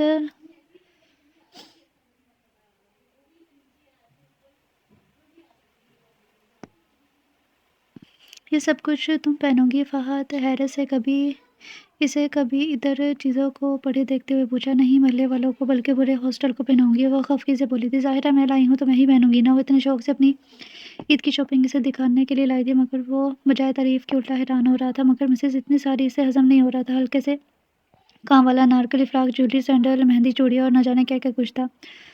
اتنی ساری کہاں ہے؟ اس نے منہ بنایا۔ صرف ایک دن کی شاپنگ کی ہے، پہلے دن کی، باقی دونوں کے لیے تو میں نے پلین سوٹ ہی لیے ہیں۔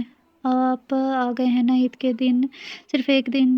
فہد کی آنکھیں حیرت سے کھلی تھیں۔ او مائی گوڈنس، اوکے ضرور آؤں گا، یہ دیکھنے کے لیے کہ تم ان سب چیزوں کو کیسے اپنے اوپر لادو گی۔ فہد نے ہنستے ہوئے کہا، اف، میں جو اس دن بات کر رہا تھا، چوڑیاں، مہندی، اگر اسے پتہ چل جائے تو؟ اس نے سوچا، نہ جانے لوگوں کا کیا ری ایکشن ہوگا، خاص طور پر ڈیڈی کا۔ عید کے بعد بات کروں گا۔ عمیر اور عاصم چاند رات کو اپنی شاپنگ کے لیے نکل گئے تھے۔ آفاق اور فہد اکٹھے جاتے تھے، بلکہ آفاق ہی ڈیڈی کے لیے شاپنگ کر لیتا تھا، جبکہ باقی تینوں اکٹھے جاتے تھے۔ ہر کوئی اپنی مہنگائی کا رونا پورے سال ہوتا تھا، مگر عید تو بہرحال سب نہیں منانی ہوتی تھی، سو سب اپنی اپنی حیثیت کے مطابق خریداری کرتے تھے، اس لیے چاند رات کو خاصا رش ہوتا تھا۔ کچھ من چلے ایسے بھی تھے جن کو لینا کچھ نہیں ہوتا تھا، بس دوسروں کی شاپنگ اور موڈ خراب کرنے کے لیے بازاروں کا رخ کرتے تھے۔ وہ دونوں اپنی دھن میں چلتے جا رہے تھے جب کوئی بھرپور طریقے سے پہلے عاصم سے پھر عمیر سے ٹکرایا تھا۔ وہ، سوری بھیا، ٹکرانے والا جلدی سے سنبھلا اور آگے بڑھنے لگا تھا، جب عمیر نے اسے کالر سے پکڑ کر پیچھے کھینچا تھا۔ ابے جاتا کدھر ہے؟ عمیر نے اس کا رخ اپنی طرف موڑا تھا۔ یہ کیا بدتمیزی ہے؟ وہ پلٹا تو اس کے ہاتھ میں ایک لیڈیز بیگ بھی تھا۔ بدتمیزی؟ وہ تو میں تمہیں بھی بتاتا ہوں، پہلے میرا والٹ نکالو۔ عمیر نے اسے گریبان سے پکڑ کر جھٹکا دیا۔ دیکھیے، آپ مجھ پر خواہ شک کر رہے ہیں؟ عمیر کے منہ نے اسے بات مکمل نہیں کرنے دی۔ پھر عاصم اور عمیر نے اس کی دھلائی شروع کر دی۔ اس کے گرد سب لوگ جمع ہونے لگے، مگر انہوں نے اپنا والٹ بھی نکلوایا، دوسروں کے بھی، اور ساتھ ہی وہ بیگ بھی دے دیا۔ بھاگ جا، اب نظر نہ آنا۔ وہ آدمی معافی مانگتا ہوا لوگوں کے ہجوم میں گم ہو گیا، ساتھ میں سب لوگ بھی وہاں سے چلے گئے۔ اب ان کا کیا کرنا ہے بھائی؟ عاصم کا اشارہ ان بٹووں کی طرف تھا جو اس آدمی کی جیب سے نکلے تھے، اور دانت بھی آٹھ تھی۔ ڈھونڈتے یار، کہیں نہ کہیں سے اڑائے ہوں گے۔ عمیر والٹ چیک کرنے لگا، اور یہ بیگ؟ عاصم نے اس کی توجہ بیگ کی طرف کروائی جو ابھی تک اس کے ہاتھ میں تھا۔ عمیر نے اس کے ہاتھ سے بیگ لیا۔ مجھے خیال ہی نہیں رہا، ساتھ ہی بیگ کھول کر دیکھنے لگا، نہ جانے کس آنٹی کا ہوگا۔ بیگ میں ID کارڈ پڑا ہوا تھا، اس کا منہ کھل گیا تھا۔ وہ تو یہ فائزہ! ID کارڈ پر لگی ہوئی تصویر اسے منہ چڑھاتی ہوئی محسوس ہوئی تھی۔ بھائی آپ جانتے ہیں انہیں؟ عاصم نے پوچھا۔ ہاں یار، یونیورسٹی فیلو۔ عمیر نے بتایا تو عاصم آئینہ خیزی سے اسے دیکھ کر مسکرایا۔ اوئے، یہ تو کس خوشی میں دانت نکال رہا ہے؟ اس نے اس کی گردن پکڑی تھی۔ ایسی ویسی کوئی بات نہیں، یہ جنگلی بلی تو ہر وقت پنجے جھاڑ کر میرے پیچھے پڑی رہتی ہے، ابھی تم خود دیکھ لینا اگر یہ ملی تو۔ توبہ! وہ کہہ کر ایک سمت بڑھنے لگا۔ تو ابھی کدھر جا رہے ہیں؟ عاصم نے ان کے پیچھے لپٹا تھا، سیکورٹی کیبن کی طرف، وہاں لاؤڈ اسپیکر پر اعلان وغیرہ کروا دیتے ہیں، عمیر نے کہا تو اس نے اس بات میں سر ہلا دیا۔ ابھی وہ تھوڑی دور ہی گئے تھے، وہ نظر آ گئی ایک سیکورٹی آفیسر پر چلاتے ہوئے۔ اف، یہ بندی ہر وقت غصے میں رہتی ہے۔ وہ بڑبڑایا، کبھی تو مسکرا کر بات کرے، آپ لوگوں کا کام کیا ہے یہاں پر؟ ہاں، چور چکے ہیں، آپ کی نظروں کے سامنے لوگوں کو لوٹ کر جاتے ہیں اور آپ یہاں ان کا منہ دیکھتے رہ جاتے ہیں۔ آپ سے تو اچھا خاصا لوگ جمع ہو گئے تھے اپنے ارد گرد۔ ایکسکیوز می مس، اس کی آواز پر اس کی جلدی زبان کو بریک لگی۔ بیگ شاید؟ عمیر کے بیگ آگے کرتے اس نے جھپٹ کر اسے بیگ لے لیا۔ تمہارے پاس کہاں سے آ گیا؟ اس نے مشکوک نظر سے گھورا۔ ہاں بھائی شیر جوان، ذرا بتائیے بیگ تمہارے پاس سے کیا کرا؟ کانسٹیبل کی جان میں جان آئی تھی، مجرم خود چل کر جو آ گیا تھا، یہ تو لینے کے دینے پڑ گئے۔ وہ بڑبڑایا۔ دیکھیے، وہ بولنے لگا تو کانسٹیبل نے اسے گردن سے پکڑ لیا۔ دیکھ تو ہم خود لیں گے۔ اف، یہاں تو نکی بھی کرنا بیکار ہے، اب اگر باقی والٹ بھی نکل آئے تو؟ او نو! دیکھیے مسٹر، عمیر نے جھٹکا دے کر اپنا نام چڑھوایا، یہ بیگ مجھے۔ اس نے ساری بات بتائی اور ساتھ ہی باقی والٹ بھی نکال کر سامنے رکھ دی۔ اتنے میں دوسرے آفیسر بھی آگے تو بات سنبھل گئی اور وہ لوگ والٹ لے کر واپس کیبن کی طرف مڑ گئے۔ بھائی آج تو آپ بال بال بچے ہیں۔ عاصم جو کب سے خاموش تماشائی کی طرح کھڑا تھا بول پڑا، یار ہاں یار، باقی یہ نکی تو گلے ہی پڑنے والی تھی۔ وہ دونوں آگے بڑھے تو اس نے آواز دے کر روکا، ایکسکیوز می مسٹر عمیر۔ فوراً پلٹ کر بولا، مسٹر عمیر اور یہ چھوٹا بھائی عاصم ہے۔ عمیر نے لگے ہاتھوں تعارف بھی کروا دیا۔ Nice to meet you. Asim کی طرف دیکھ کر مسکرائی، and thank you so much Umair. یہ کہہ کر وہ واپس مڑ گیا اور عمیر کو جیسے سکتہ ہو گیا۔ ہم بھائی، وہ چلی گئی ہے۔ عاصم نے اسے ٹوکا تھا، ویسے لڑکی بری نہیں ہے، اگر غصہ نہ کرے تو۔ اس نے سوچا تھا، میں نے کب کہا کہ آپ بھول جائیں گے نا مجھے۔ وہ رخ موڑ بیٹھی تھی۔ اگر میڈیسن کی اتنی موٹی کتابیں وہ کیسے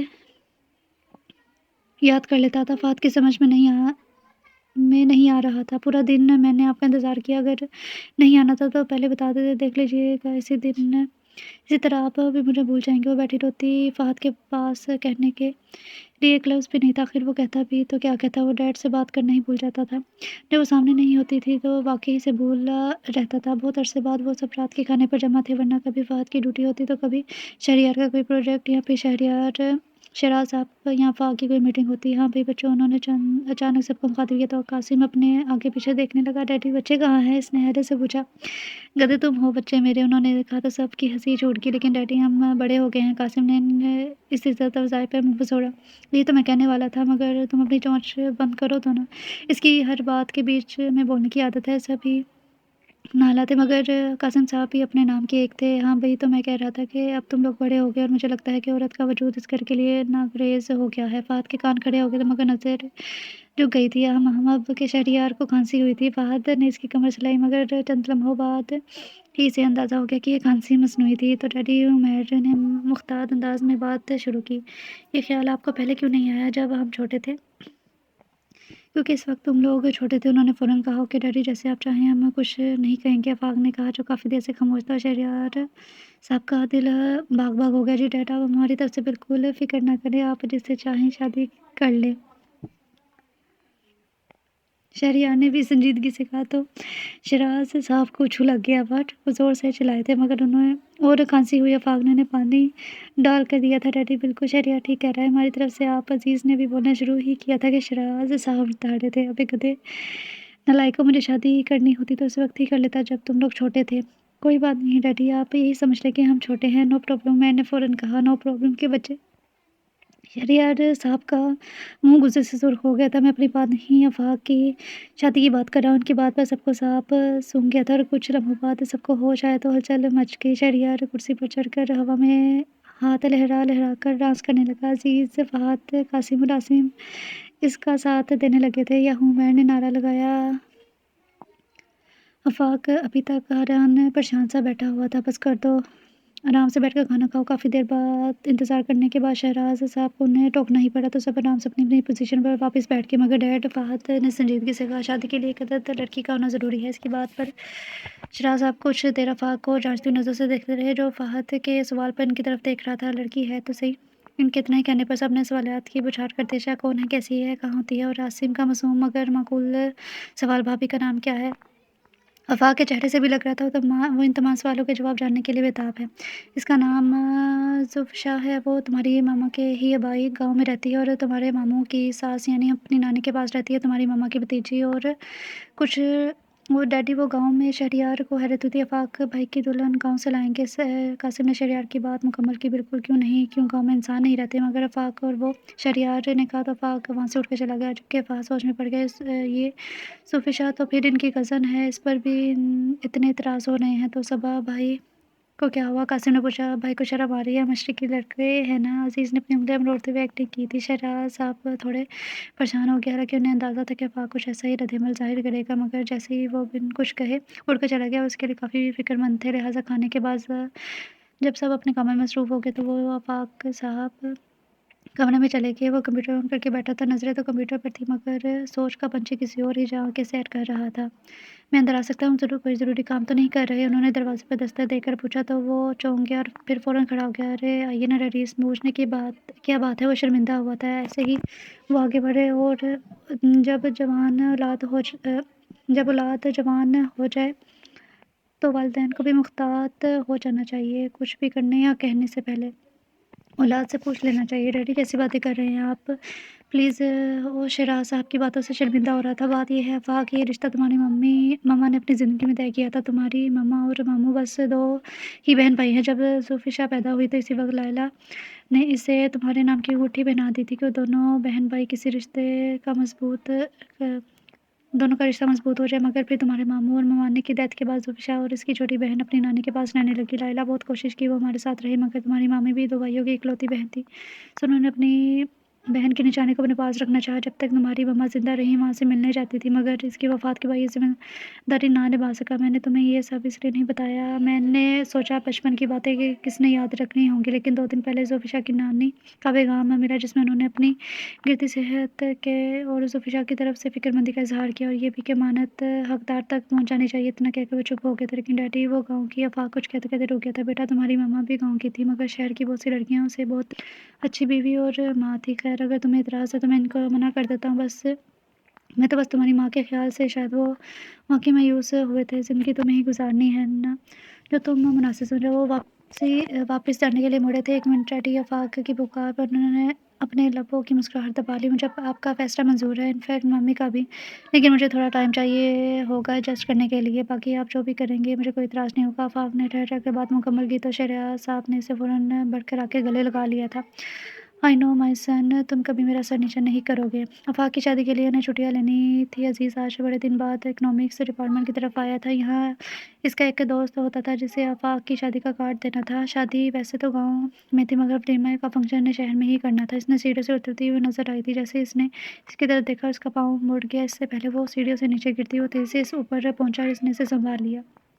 وہ بچ تو گئی، مگر اب اسے پاؤں پر وزن نہیں ڈالا جا رہا تھا، سو وہیں سیڑھی پر بیٹھ گئی۔ وہ آپ کو تو زیادہ چوٹ تو نہیں آئی؟ یہ تو وہ جانتا تھا کہ اسے چوٹ آئی ہے۔ عزیز نے اس کے ہاتھ سے پھسلنے والی چیزیں اکٹھی کی۔ اس نے جواب دینے کی بجائے نفی میں سر ہلا دیا۔ آئی تھنک پاؤں میں موچ آ گئی ہے۔ اس کی آنکھوں میں جلملاتے آنسو دیکھ چکا تھا، یہ آنسو اسے ڈسٹرب کر رہے تھے۔ آئیے میں آپ کو ڈاکٹر کے پاس لے چلتا ہوں۔ اس نے اس کے سامنے ہاتھ پھیلایا، مگر وہ نظر انداز کر کے نہیں میں ٹھیک ہوں، بامشکل بولی۔ خاک ٹھیک ہے آپ سے تو چلا بھی نہیں جا رہا، پھر یہ سیڑھیاں کیسے اتریں گے؟ عزیز نے جل کر کہا، اور پھر ہاتھ سے اس نے اس کی کتابیں پکڑی، دوسرے ہاتھ بڑھا کر اس کے ہاتھ تھام لیے اور لڑکی غصے سے اس کی طرف دیکھنے لگی۔ غصہ بعد میں کر لیجیے گا مس فائزہ، وہ ناگواری سے بولی۔ جی مس فائزہ، یہ غصہ تو بعد میں بھی ہو سکتا ہے، ابھی آپ ڈاکٹر کے پاس چلیں ورنہ آپ کا پاؤں غبارہ بن جائے گا۔ عزیز نے اس کی طرف توجہ کرواتے اس کے پاؤں کی طرف توجہ دلائی، پھر اسے سیڑھیوں کے پاس لے کھڑا کر کے خود گاڑی لینے چلا گیا۔ جب وہ واپس آئے تو اچھی خاصی رو چکی تھی اور شاید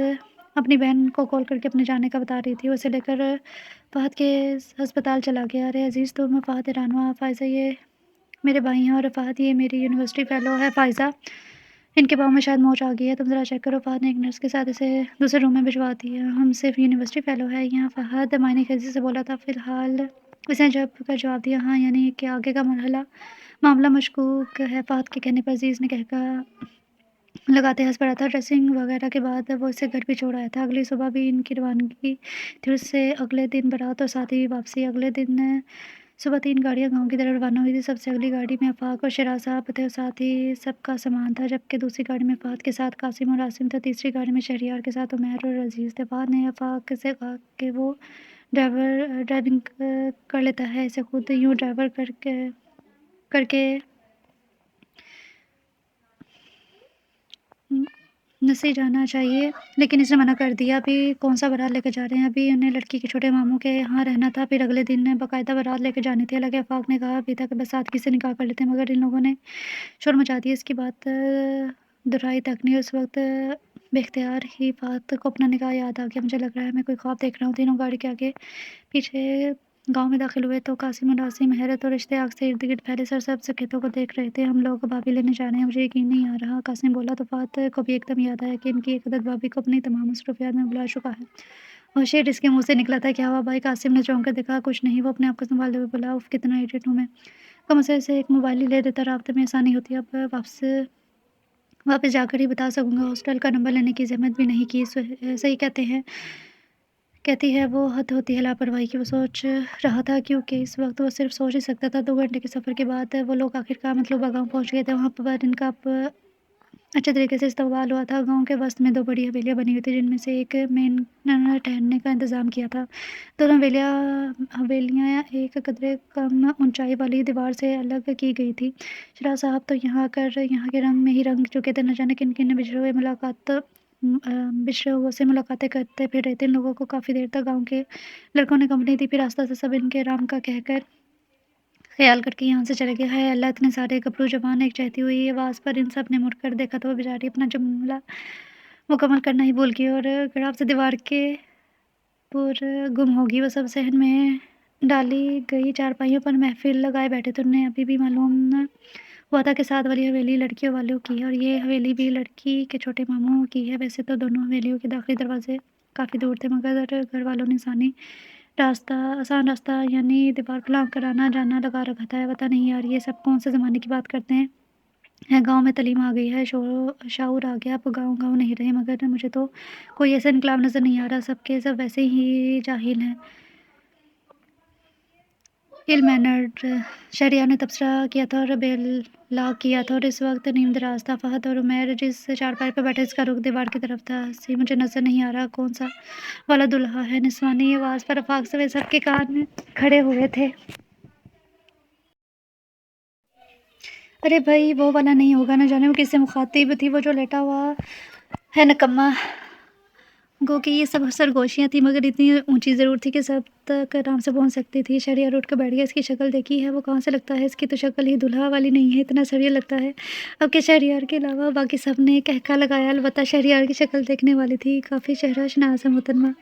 فہد بولا تو شہریار ایک جھٹکے سے اٹھا اور دیوار کے پاس چلا گیا۔ درد دے کر غروب ہونے کو تھی، شہریار کی آواز نے اسے روک دیا۔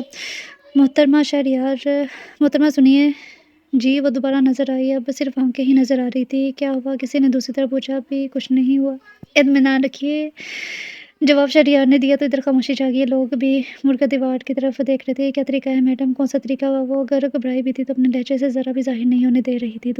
دوسروں کے گھروں میں جھانکنے کا شہریار نے کہا تو اس نے کچھ کہنے کے لب کھولے تھے، مگر شہریار کی اگلی بات نے لب بھیجنے پر مجبور کر دیا۔ خیر اس میں آپ کا بھی کوئی قصور نہیں، آپ کی تربیت ہی ایسے ماحول میں ہوئی ہے جہاں اخلاق ادب کی کوئی ویلیو ہی نہیں ہے۔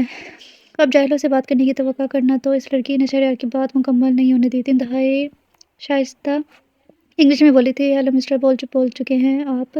اب ذرا میری بات بھی سن لیں۔ پہلی بات یہ میرا اپنا گھر ہے۔ اب وہ کھڑی ہو گئی تھی اور آتی نظر آ رہی تھی۔ اور دوسری بات شہر میں رہ کر پڑھ لکھ کر جانا کوئی بڑی بات نہیں ہے، بات تو تب ہے جب انسان اندھیروں میں روشنی کی کرن بنے۔ گاؤں میں رہ کر تم اگر اپنے موجودہ اسٹیٹس تک پہنچتے تو تب تم پر یہ سوٹ بھی کرتا ہوں۔ شہریار سمیت سب کے منہ حیرانگی سے کھل گئے تھے۔ وہ دوسری طرف غائب ہو چکی تھی، جبکہ وہ ابھی تک وہیں سکتے کے عالم میں کھڑا تھا۔ اس کے تو وہم و گمان میں بھی نہیں تھا۔ اللہ خیر کرے، او بھائی رنگ میں بھنگ نہ ڈال دینا۔ عزیز نے ہنستے ہوئے اس کے سکتے کو نشانہ بنایا تھا۔ ویسے آپ کا کیا خیال ہے چودھری شہریار وراج صاحب؟ کافی سے بھی زیادہ نہیں ہو گئی؟ عمیر نے رائے لینے والے انداز میں پوچھا تو سب کی ہنسی نکل گئی، مگر شہریار غصے کے عالم میں اپنے کمرے کی طرف چلا گیا۔ ڈیڈی ہمیں بھی بھابھی کو دیکھنا ہے۔ شہریار صاحب جب شام کو سب سے مل کر آئے اور تمام انتظامات دیکھ کر آئے تو سب بھائی ان کے کمرے میں آدم کہتے تو دیکھ لو، میں نے منع تھوڑی کیا ہے۔ شہریار صاحب اطمینان سے کہتے بولے تھے، مگر کیسے؟ قاسم نے پوچھا۔ وہاں تو اچھی خاصی مخلوق جمع ہے، 16 تو میں نے خود گنی تھی۔ عمیر نے کہا۔ اسے دن والی گنتی یاد آ گئی تھی۔ آج وہاں مہندی اور مائیوں کی رسم ہے نا، اس لیے بٹ وہ سب کے سب اچھل پڑے تھے، ہمارے بغیر ہی مہندی ہو رہی ہے۔ شہریار بولا۔ ہم یہاں بور ہو رہے ہیں اور وہ وہاں مہندی چل رہی ہے، کمال ہے۔ قاسم نے کہا۔ لیکن وہ لڑکیوں کا فنکشن ہے، شاید وہ پسند نہ کرے، شہریار صاحب نے کہا تو قاسم اور عاصم کے منہ لٹک گئے۔ ارے واہ، ایسے کیسے ناپسند کرے؟ شہریار نے کہا۔ ہمیں بھی فنکشن اٹینڈ کرنا ہے۔ ڈیڈی پلیز آپ بات تو کریں نا، عمیر ضدی لہجے میں بولا تھا۔ اچھا چلو میں دیکھتا ہوں۔ شہریار صاحب اٹھ کر باہر چلے گئے تو وہ سب بھی کھڑے ہو گئے تھے۔ چلو جلدی کرو، تیار ہوتے ہیں۔ شہریار والوں سے انگلیاں چلاتے ہوئے سب کو مخاطب کرتے ہوئے بولا تھا۔ ڈیڈی کو پوچھنے تو دو پہلے۔ فہد نے کہا۔ اول تو وہ منع نہیں کریں گے، اور دوسرا یہ کہ اگر منع کیا بھی تو بھی میں ضرور جاؤں گا۔ اس نے آخری جملہ عمیر عزیز اور قاسم کو دیکھتے ہوئے کہا۔ ہم بھی جائیں گے، وہ تینوں بھی بولے تھے۔ تو پھر چلو۔ وہ سب اپنے محسوس کیے گئے کمروں کی طرف بڑھ گئے اور آفاق کو بھی کھینچ کھانچ کر اٹھایا، حالانکہ وہ جانا نہیں چاہتا تھا۔ شیراز صاحب جب واپس آئے تو وہ لوگ تیار ہو کر برآمدے میں ہی انتظار کر رہے تھے۔ تم لوگ تیار بھی ہو گئے؟ انہوں نے حیرت سے اپنے बेटों को देखा और तुम भी जाओगे? उन्होंने फाक की तरफ देखकर पूछा। जी डैडी, भाई अकेले यहाँ क्या करेंगे? हमने कहा हमारे साथ चले। अजीज़ ने मज़े से जवाब दिया। तो शहराज साहब ने पहले अजीज़ तो और फिर ताल्लुक से फाक को देखा। तुम्हारा दिमाग तो ठीक है, फाक कहीं नहीं जा रहा। तुम लोगों की बात मैंने कर ली है, मेहंदी कंबाइन होगी। अच्छा है ना? शहरियार फाक की तरफ दाढ़ी की। बेटा जी, ये गाँव है, शहर नहीं। गो की तरक्की यहाँ भी हो चुकी है, मगर कुछ रस्म और रिवाज अभी भी वैसे ही चले आ रहे हैं सदियों से। अच्छा, अब हम लोग तो चले ना, वहाँ फंक्शन ही ख़त्म ना हो जाए। फहद ने कहा। वो जैसे लड़की वालों के घर में दाखिल हुए, दरवाजे के साथ कतार में खड़ी बच्चियों और इनकी बाजियों ने इन पर फूलों की बारिश की। अक्सरत इन ने अपने चेहरे दुपट्टे से छुपाए हुए थे। वो लोग इधर उधर देखे बगैर आगे बढ़ते जा रहे थे। कुछ आंटी टाइप औरतों ने इन्हें घेर लिया और बारी बारी इनके सरों पर हाथ फेरा, अपना तारुफ करवाने लगी। उमैर और शहरियार बार बार अपने हेयर स्टाइल को ठीक करने की कोशिश करते रहे, मगर इधर एक औरत ने भड़क मारी। या कम से कम इनको इस औरत का इस तरह बोलना भड़क ही लगा था। इन मुंडों को ले जा अम्मा के पास सलाम कराएं, फिर वापस ले आना। एक हसीना परांदा लहराती हुई आई। अब न जाने इसका मुंह ही लाल था या फिर मेकअप ज़्यादा किया हुआ था। आइए जी। बेचारी ये दो लफ्ज़ बोलकर ही दोहरी हो रही थी। सबसे आगे वो लड़की थी, फिर फहद, शहरियार और फिर सब। वो लड़की एक दरवाजे के पास रुकी, दरवाजे पर दस्तक दिए बगैर ऊंची आवाज़ में बोली। शहर वाले मुंडे आए हैं। अंदर से शायद कोई आवाज़ नहीं आई थी, मगर इन लोगों को सुनाई नहीं दी। जाओ जी अंदर। अंदर कमरा बिल्कुल रवायती सा था, जैसे आमतौर पर बड़ी बड़ी हवेलियों में होता है। एक पलंग पर एक बूढ़ी सी औरत लेटी हुई थी, मगर देखने से तो कहीं से भी बीमार नहीं लग रही थी। लेकिन इनके मामू की सास और भाभी की नानी थी। कमरे में एक और लड़की भी मौजूद थी, जो रुख मोड़े एक टेबल पर न जाने किस काम में मसरूफ़ थी। इनके आने पर सिर्फ एक लम्हे के लिए इसने मुड़कर देखा। ये वही लड़की थी जिसने शहरियार की अच्छी खासी इज्जत अफजाई की थी। शहरियार ने किन्नत और नज़र से इसे घूरा, मगर तब तक वो रुख मोड़ चुकी थी। लो, दुल्हन तो ये बनी हुई है। उमैर ने शहरियार से कहा। तो वो पहले इसका जायज़ा ले रहा था, तो फिर क्या ख्याल है? फहद अपनी मुस्कुराहट दबाते हुए बोला। नानी कासिम और आसिम का इंटरव्यू ले रही थी, जो उन्हें हर बात का तफसील से जवाब दे रहे थे। आसिम थोड़ा कन्फ्यूज़ था, मगर कासिम का अंदाज़ा ऐसा था जैसे वो नानी की बचपन की सहेली हो। नेक ख्याल है, आप हाँ करें, डैडी को हम मना लेंगे, अजीज़ ने कहा। तो फहद उछल पड़ा। मैं अपनी नहीं, उमैर की बात कर रहा हूँ। मारो बाजी। इतने में दरवाज़ा धमाके से खुला। दो लड़कियां गिरती पड़ती अंदर आई थीं। हाँ क्या बात है? वो मुड़ी तो उन्होंने देखा वो मेहंदी का थाल सजा रही थी। वो बड़ी ताई कह रही हैं आप है आएंगी या नहीं? जुल्फ़ी बाजी की रस्म करनी है। वो इतना कहकर वापस भागी थी। वैसे मैं बीमार तो नहीं, मगर ये इनकी बड़ी मामी ने जुल्फ़ी का जीना हराम किया हुआ है, और इसकी शादी अपने आवारा नानी कासिम को न जाने कौन सा किस्सा सुनाने जा रही थी, जब हमारो अचानक बोल पड़ी। नानी, आप बाहर आएंगी? इसका अंदाज़ा ऐसा था जैसे वो नानी को इस किस्से को सुनाने से मना करना चाहती हो। नहीं, मैं नहीं आना आ सकती ना। ये घुटने। हाँ, इन लड़कों को ले जाओ। अब ये बेचारे कब से यहाँ बैठे मेरी कहानी सुन रहे हैं। नानी साहिबा को इन पर रहम आ गया था। जी, वो सारे ऐसे उठे जैसे इसके ऐद से रिहाई मिलने पर शुक्र अदा किया, और वाकई ऐसा ही हुआ था। मारो ने मेहंदी का थाल उठाया, जिस पर मोमबत्तियाँ रोशन थी। मोमबत्तियों की लो इसके चेहरे को जगमगा रही थी। अब ये खुद ही के आलम में इसे तकने लगा। शरिया, जो पहले इसे घूर रहा था, जो सब बाहर निकल चुके थे, जब अजीज़ के कान के करीब खंगारा अहम, तो वो भी जैसे होश में आया था। दुल्हन को रस्म के लिए सहन में लाया जा चुका था। एक बहुत बड़ा हजूम था, जो तकरीबन दुल्हन के सर पर ही चढ़ा हुआ था, और इसमें अक्सरियत लड़कियों की थी। सबको आता देखकर न जाने क्या खुसर शुरू हो गई थी। वो लड़के होकर कन्फ्यूज़ हो रहे थे। गलती की यहाँ आकर फहद बड़बड़ाया था। इनके लिए वहाँ कुर्सियाँ मंगवाई गई थी। वहाँ इन लोगों के अलावा कोई लड़का ना था, इसलिए वो बेचैनी महसूस कर रहे थे। रस्में तकरीबन हो चुकी, तब दुल्हन के गिर्द लड़कियाँ ही थी। हम यहाँ बैठने के लिए आए हैं, अजीज़ ने बेजारी से कहा। मेरा तो यही ख्याल है, फहद ने कहा। कोई नहीं, शहरियार उठा। चलो भाई लड़कियों ज़रा पासे पासे हो जाओ, अब लड़के वालों की बारी है। शहरियार बुलंद आवाज़ से लड़कियों से मुखातिब हुआ, तो सब लड़के हैरत से मुँह खोले इसे देखने लगी। शायद इसका पासे पासे इनसे हज़म नहीं हो रहा था। बाकी भाई भी आ गए। आखिर आकर शहरियार के साथ खड़े हो गए, तो लड़कियों को पासे होना ही पड़ा। आसिम और कासिम दुल्हन के दाएं बाएं बैठ गए थे। एक तरफ उमैर, अजीज़ और दूसरी तरफ फहद खड़े हो गए थे। शहरियार पंजों के बल दुल्हन के सामने बैठ गया था। भाभी, इतना लंबा घूंघट निकाला हुआ है, आपका सांस तो नहीं रुक रहा? आसिम ने पूछा। तो भाभी साहिबा ने झट इस बात में सर हिलाया, फिर नफ़ी में। तो थोड़ा सा ऊपर करें, कासिम बोला, और साथ ही आराम से सूफ़ी का दुपट्टा सरकाने की कोशिश की, मगर शायद वो फिक्स था। अरे ये क्या कर रहे हो? मारो किसी को कोने से باہر نکلی تھی۔ بھابھی کا سانس رک رہا ہے، دوپٹہ پیچھے کر رہا ہوں، قاسم نے جواب دیا۔ کوئی سانس نہیں رک رہا۔ مایوں کی دلہن کا چہرہ نہیں دکھاتے ورنہ روپ نہیں آتا۔ اس کا انداز بالکل تھانے دارنیوں والا تھا۔ اچھا جی، شہریار نے آگے بڑھ کر گھونگھٹ ہی الٹ دیا۔ ساری فضول کی بکواس ہے۔ اوہ، مارو کا منہ ہی کھل گیا تھا۔ یہ کیا کہا تم نے سب؟ لیکن وہ سب تو اپنی بھابھی کو دیکھ کر سکتے میں آ گئے تھے۔ ارے اتنی چھوٹی سی بھابھی عمیر کے منہ سے نکلا۔ نازک سی زلفیں ان کے اندازوں کے برعکس تھی۔ وہ تو انجمن ٹائپ خوب توانا سی بھابھی کا تصور لے کر آئے تھے، مگر یہ گڑیا سی نازک سی زلفیں تھیں۔ بھابھی ہماری؟ فہد اٹک کر بولا۔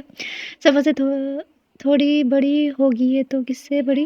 قاسم کے کان کھڑے ہوئے مگر اس نے کچھ سنا ہی نہیں۔ بھابھی؟ آپ ہماری بھابھی نہیں، بہن ہوں گی، ٹھیک ہے، عزیز نے کہا۔ اور میری تو آپ ہی ہوں گی، عاصم بولا۔ آپ بھی کچھ بولے نا، قاسم نے کہا۔ تو مارو بھی بول پڑی مایوں کی دلہن، مگر موبائل پر بزی شہریار نے اس کی بات کاٹ دی۔ آپ کی بھابھی کو کیا، مایوں کی دلہن کو کیا بولنا بھی منع ہے؟ شہریار کس طرح ٹوکنے پر وہ غصے سے گھورنے لگی، جبکہ زلفی اتنی دیر میں پہلی بار مسکرائی تھی۔ ارے واہ، آپ تو ہنستی بھی ہیں۔ عمیر کے کہنے پر وہ ہنس پڑی تو شہریار نے کھٹک اس کی تصویر بنائی تھی، آپ کے ان کو دکھاؤں گا۔ دیکھیے مسٹر، میں کہہ رہی ہوں کہ مایوں کی دلہن۔ مارو نے غصے سے بولنا شروع کیا تو شہریار نے ایک دفعہ پھر اس کی بات اٹک دی کہ مایوں کی دلہن لگی ہوئی ہے۔ مایوں کی دلہن نہ ہوگی، کوئی خلائی مخلوق ہوگی۔ یہ کیا وہ ہو جائے گا، یہ وہ ہو جائے گا؟ جائے محترمہ، یہ ہمارا آپس کا معاملہ ہے، زیادہ فکر کرنے کی ضرورت نہیں ہے۔ اب ہم ان کا خیال رکھنے والے ہیں۔ کیوں بھابھی؟ شہریار نے صوفی سے پوچھا، جبکہ مارو پیر پٹکتے ہوئے وہاں سے چلی گئی۔ صوفی نے کچھ کہنے کے لیے منہ کھولا تھا لیکن چپ ہو گئی۔ چلو بھائی، بھابھی کے ساتھ گروپ فوٹو بناتے ہیں، شہریار نے کہا تو وہ سب آگے پیچھے سیٹ ہو گئے۔ صبح تقریباً 3 بجے ان کی واپسی ہوئی، وہ بھی تب جب انہیں لگا کہ زلفی اب نیند سے بے ہوش ہو جائے گی۔ ویسے بھی مارو 10 چکر لگا چکی تھی انہیں نکالنے کے لیے۔ زلفی یاد رکھنا، ابھی تم نے مہندی بھی لگوانی ہے۔ زلفی ابھی اپٹن لگا رہی تھی۔ زلفی یہ بھی کرنا ہے، زلفی وہ بھی کرنا ہے۔ وہ ہر بار آتی اور کچھ نہ کچھ یاد دلاتی، لیکن زلفی بیچاری ان کے قصے سن کر اپنی ہنسی روکنے کی ناکام کوشش کر رہی تھی۔ بھلا کیا جواب دیتی؟ اس لڑکی کے تو دانت ہی نہیں اندر جا رہے تھے، ایک یہ اور ایک اس کی نانی۔ اتنا اچھا لڑکا مٹھی میں دبائے بیٹھی تھی، اس لیے تو میرے بھائی میں 1000 کیڑے نظر آتے تھے، یہ بھی جیسے تیار بیٹھے تھے۔ کیا پتا لڑکے میں کوئی ایپ ہو، مگر یہ اس کے بھائی تو ہائے میری نچو کا بھی۔ شہریار نے نچو کی والدہ محترمہ کو کسی سے باتیں کرتے سنا تو زلفی ان کے بارے میں پوچھنے لگا۔ یہ ہماری بڑی مامی ہیں، ان کے گھر ہی ہم رہتے ہیں۔ قاسم پہ گڈنی ٹائپ چیز ہیں یہ تو۔ فہد نے ان سے آنکھیں دکھائی تھی مگر وہ قاسم ہی کیا جو اپنی بات مکمل کیے بغیر رہ جائے۔ آنکھیں کیوں دکھا رہے ہو؟ میں تو جو محسوس کیا وہی کیا۔ الٹا اس نے فہد کو بھی شرمندہ کر دیا۔ زلفی کی پھر ہنسی نکلی تھی۔ مجھے نہیں جانا۔ فہد منہ پھیلا کر بیٹھا تھا۔ کیوں؟ افاق نے اسے گھورا تھا حد کرتے ہوئے۔ یار، میرے بھائی کی شادی ہے، وہ بھی پہلی اور میں ہی موجود نہ ہوں۔ اس وقت فہد سمیت افاق، شہریار اور عمیر ڈیڈی کے کمرے میں موجود تھے۔ ابھی کچھ دیر پہلے ہی انہوں نے ڈسکورس کے لیے جانا تھا۔ آج شام فہد کے کولیگ نے اسے کال کر بتایا تھا کہ ان کی روانگی ہے۔ وہاں لیٹر کافی دن سے آیا پڑا تھا مگر اسے کسی نے انفارم نہیں کیا۔ صبح افراتفری میں جانا تھا لیکن وہ اب جانا نہیں چاہ رہا تھا۔ فہد، شہریار صاحب نے کہا، بڑے ہو جاؤ، تم اتنے بڑے ڈاکٹر ہو مگر حرکتیں چھوڑو، سامان پیک کرو جلدی۔ انہوں نے حتمی لہجے میں کہا تو وہ منہ بناتے باہر چلا گیا۔ باقی بھی اس کے پیچھے کمرے سے نکل گئے تھے۔ 3 پیس سوٹ پہنے ہوئے افاق کو ایک بڑے میاں نے چمکیلا سا سہرا پہنا دیا۔ بس، عزیز ہنستے ہوئے بولا، اس کی کمی رہ گئی تھی، قربانی کے بکرے لگ رہے ہو پورے۔ شہریار اور عمیر ایک دوسرے کے ہاتھ پر ہاتھ مارتے ہوئے ہنسے تھے۔ افاق انہیں سہرے کے اندر گھور رہا تھا۔ آخر کار بارات روانہ ہوئی۔ ڈھول کی تاپ پر دولہے کے آگے گاؤں کے لڑکے بھنگڑے ڈال رہے تھے۔ یار شرم کرو، دولہے کے بھائی ہو، لیکن ہم سے اچھے تو یہ لوگ ہیں، عزیز نے کہا۔ تو پھر پانچوں بھی بھنگڑے ڈالنے والی ٹولی میں شامل ہو گئے۔ یہاں سے سیدھا انہوں نے واپس گھر جانا تھا۔ ان لوگوں کا سامان تو پہلے ہی فہد لے کر جا چکا تھا۔ زلفی کا ایک سوٹ کیس تھا جو شہریار نے اپنی گاڑی میں رکھ لیا تھا۔ اس کے ساتھ ہی عزیز، قاسم اور صاحب عاصم تھے، جبکہ دوسری گاڑی کو عمیر ڈرائیو کر رہا تھا جس میں صوفی، افاق اور شہریار صاحب تھے۔ 2 گھنٹوں بعد جب وہ گھر کے نزدیک پہنچے تو شہریار کو خیال آیا، او بھابھی کے استقبال کے لیے کچھ تیاری تو کی ہی نہیں، تو یہ پہلے سوچنا چاہیے تھا نا۔ اب کیا ہو سکتا ہے؟ عزیز نے منہ بنایا۔ گاڑی پورچ میں رکی، شام بھی تقریباً ڈھل چکی تھی۔ قاسم نے آگے بڑھ کر باہر کی لائٹ آن کی تو پورا گھر ایک دم جگمگا گیا۔ وہ سب ٹھٹک کر جہاں تھے وہیں رک گئے تھے۔ سیٹوں سے لے کر مین ڈور تک گلاب کی پتیوں کی روش بنائی گئی تھی اور عین مین ڈور کے سامنے ہلکی گلابی بتیوں سے ویلکم لکھا ہوا تھا۔ پر ڈیڈی اور افاق نے حیران کن نظر سے ان کی طرف دیکھا تھا۔ ویلکم ہوم بھابھی اور حیرت کی وادیوں سے نکلے تو اکٹھے بولے تھے۔ ڈیڈی نے آگے بڑھتے ہوئے مین ڈور کھولا۔ چلو بسم اللہ کر کے اندر قدم رکھو اور یہ تمہارا گھر ہے اور آج کے بعد سے اس گھر کا سارا نظام تمہارے ہاتھ میں ہوگا۔ زوفی اور آفاق نے ایک قدم آگے اندر رکھا۔ کوریڈور میں بھی گلاب بچھے ہوئے تھے، لاؤنج تک جا رہے تھے۔ پورے گھر میں گلاب کی بھینی بھینی خوشبو پھیلی ہوئی تھی۔ لاؤنج کی دیواروں پر ننھی LED چمک رہی تھی۔ ایسا معلوم ہوتا تھا جیسے پورے لاؤنج میں جگنو گردش کر رہے ہوں۔ اچھا خاصا رومانٹک ماحول بنا ہوا تھا۔ فہد بھائی زندہ باد۔ عمیر عزیز قاسم بولے تھے۔ عاصم بیٹا بھابھی کو ان کے کمرے تک چھوڑا۔ بھابھی کا کمرہ کون سا؟ وہ پوچھنے لگا تو سب کا دل چاہا وہ اپنا سر پیٹ لے۔ آہیں بھابھی میں آپ کو آپ کا کمرہ دکھاتا ہوں۔ عزیز نے اپنی خدمت پیش کی۔ عمیر تم بھابھی کا سامان لے کر آؤ۔ وہ تینوں اوپر چلے گئے تو قاسم اور عاصم بھی ان کے پیچھے لپ گئے تھے۔ اب لاؤنج میں صرف شیراز صاحب اور آفاق ہی رہ گئے تھے۔ بیٹا مجھے لگتا ہے تم نے میرا فیصلہ مان تو لیا مگر اس پر خوش نہیں ہو۔ نہیں ڈیڈی ایسی کوئی بات نہیں ہے، میں تھوڑا سا تھک گیا ہوں اور ویسے بھی میں نے آپ سے پہلے بھی کہا تھا مجھے تھوڑا ٹائم چاہیے ہوگا، آہستہ آہستہ ایڈجسٹ ہو جاؤں گا۔ لیکن بیٹا دیکھ لینا اس بن ماں کی بچی کا انتظار زیادہ لمبا نہ کر دینا۔ اس نے بس یہی کہا اور وہاں سے چلا گیا۔ مجھے نہیں معلوم تھا مجھے کتنا وقت درکار ہوگا میں اپنے دل کو اپنے لیے راضی کر سکوں گا۔ آپ میری ممی اور ڈیڈی کی پسند ہیں مگر مجھے اس بارے میں کچھ دن پہلے ہی معلوم ہوا تھا، سو میں ابھی تک ذہنی طور پر تمام حالات قبول نہیں کر پا رہا۔ گو میں کبھی اس بارے میں سوچا بھی نہیں تھا، نہ ہی کوئی میرا آئیڈیل تھا، مگر اگر آئیڈیل ہوتا بھی تو وہ کم از کم آپ نہ ہوتی۔ امید ہے آپ میری باتوں کو برا نہیں مانیں گی۔ مجھے کچھ وقت دیں۔ اتنی لمبی تقریر کر کے وہ اس کا جواب سنے بغیر سننے کے لیے رکا تک نہیں تھا۔ وہ گم سم سے بند دروازے کو گھور رہی تھی جس کے پیچھے وہ غائب ہوا تھا۔ ایک اور امتحان۔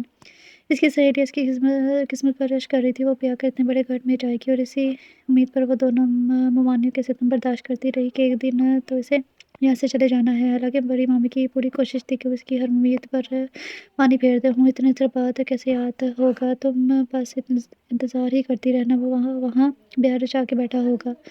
اس کا دماغ تھوڑی خراب ہوگا، شہر میں رہتے ہوئے گاؤں کی لڑکی کو بیاہ نہیں آچا، لیکن اسے یقین تھا وہ آئے گا۔ نانی بھی تو اسے یہ امید دلاتی تھی، ورنہ اسی امید پر اس نے پڑھائی جاری رکھی، چاہے پرائیویٹ ہی صحیح، تاکہ جب وہ اسے لینے آئے تو وہ اس کے لیے کسی بھی طرح سے شرمندگی کا باعث نہ بنے۔ جتنے بھی دن اس نے وہاں گزارے تھے اچھے دنوں کی آس میں گزارے تھے۔ کبھی کبھی تو معروف مامی کی ہاں میں ہاں ملانا شروع کر دیتی تھی، وہ ایسے ہی تھی اپنا حق چھین کر لینے والی، نڈر بے خوف، مگر زوفی اس جیسی کبھی نہیں بن سکتی تھی۔ جب اس کے سارے دیور اس کے پاس آئے تھے مامی کے گھر تو اسے ذرا بھی اجنبیت محسوس نہیں ہوئی تھی۔ اسے لگا کہ جیسے اتنے عرصے بعد وہ اپنوں کے درمیان آ گئی ہو، مگر ابھی بھی جو آفاق کہہ کر گیا تھا جو اتنا صبر کیا ہاں برداشت کیا وہاں کچھ اور صحیح، اور مجھے تو ویسے بھی ایک نام اور چھت کی تلاش تھی، تو وہ تو مل ہی گیا ہے، میرے لیے اتنا ہی کافی ہے۔ اس نے سوچا۔ شہریار سوئی جاگی کیفیت میں سیڑھیاں اتر رہا تھا۔ فہد تو اب 2 ماہ کے لیے بیرون ملک چلا گیا تھا، جبکہ آفاق صاحب آج پہلے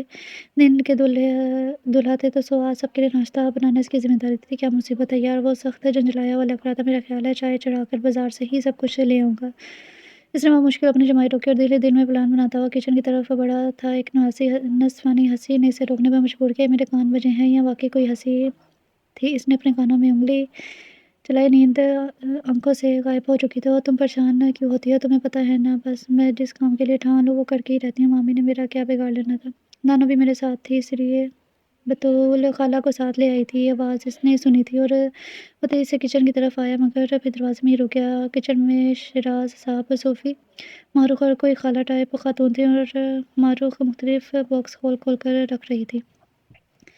بیٹا تم نے خواہ مخواہ زحمت کی، شیراز صاحب بولے تھے۔ آپ بھی کمال کرتے ہیں انکل، اس میں زحمت کی کیا بات ہے، یہ تو رواج ہوتا ہے۔ کیا ہوا جو ہمارے والدین نہیں ہیں، مگر ہم دونوں بہنیں خود ہی کافی ہیں اپنے لیے اپنا خیال رکھنے کے لیے۔ آخر میں اس کی آواز تھوڑی نمی آمیز تھی، مگر اپنے تاثرات میں مکمل کنٹرول تھا۔ اچھا پلیز اب آپ اپنے شہزادوں کی ہوش کو جگائیں ورنہ ناشتہ ٹھنڈا ہو جائے گا۔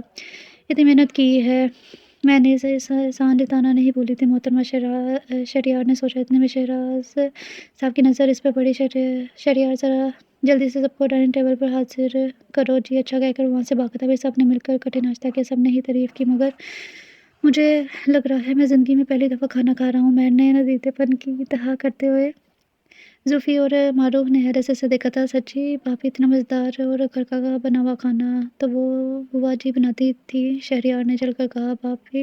بھائی میں نے مزیدار بھی کہا ہے۔ وہ جو بناتی تھی وہ بس گزارے لائق ہوتا تھا۔ واقعی بیٹا ہر چیز بہت اعلیٰ بنی ہوئی ہے، شہرام صاحب نے بھی تعریف کی تھی۔ آفاق بھائی کو شاید پسند نہیں آیا اس لیے کب سے چپ بیٹھے ہیں۔ صوفی نے حیرت سے اسے دیکھا مگر وہ شروع سے ہی ایسی تھی۔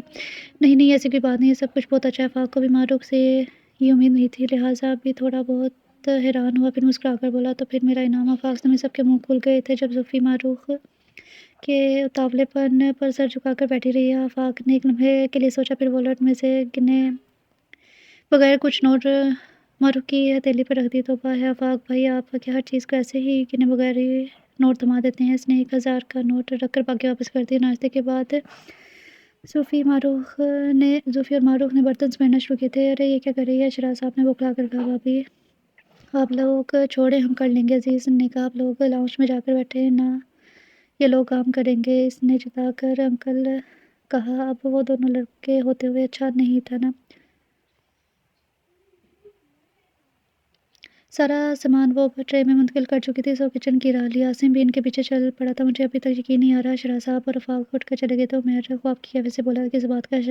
شہریار نے پوچھا۔ کہ 2 عدد خواتین ہمارے گھر میں گھوم رہی ہیں۔ ہمارے گھر میں بھی خواتین آ چکی ہیں بیٹا جی، 2 عدد نہیں، 1 عدد۔ عزیز نے اس کی آنکھوں کے آگے ہاتھ لہرایا۔ ایک آفیشلی ہے اور ایک ان آفیشلی۔ قاسم بولا۔ تو دوسری کو بھی آفیشلی لے آتے ہیں، عمیر بولا۔ تو عزیز اور قاسم کے درمیان معنی خیزی نظروں کا تبادلہ ہوا۔ ہم عمیر میاں سب خیریت تو ہے نا؟ عزیز نے بڑے بزرگوں کی طرح اس کے سر پر ہاتھ پھیرا تو عمیر جیسے نیند سے جاگا۔ ہاں بالکل خیریت ہے، تم زیادہ بڑے ابا بننے کی کوشش نہ کرو۔ یہ کہہ کر عمیر بھی کچن میں چلا گیا تو شہریار کی الجھی ہوئی نظروں نے دور تک اس کا پیچھا کیا تھا۔ ارے آپ اتنے دنوں سے کہاں غائب تھے؟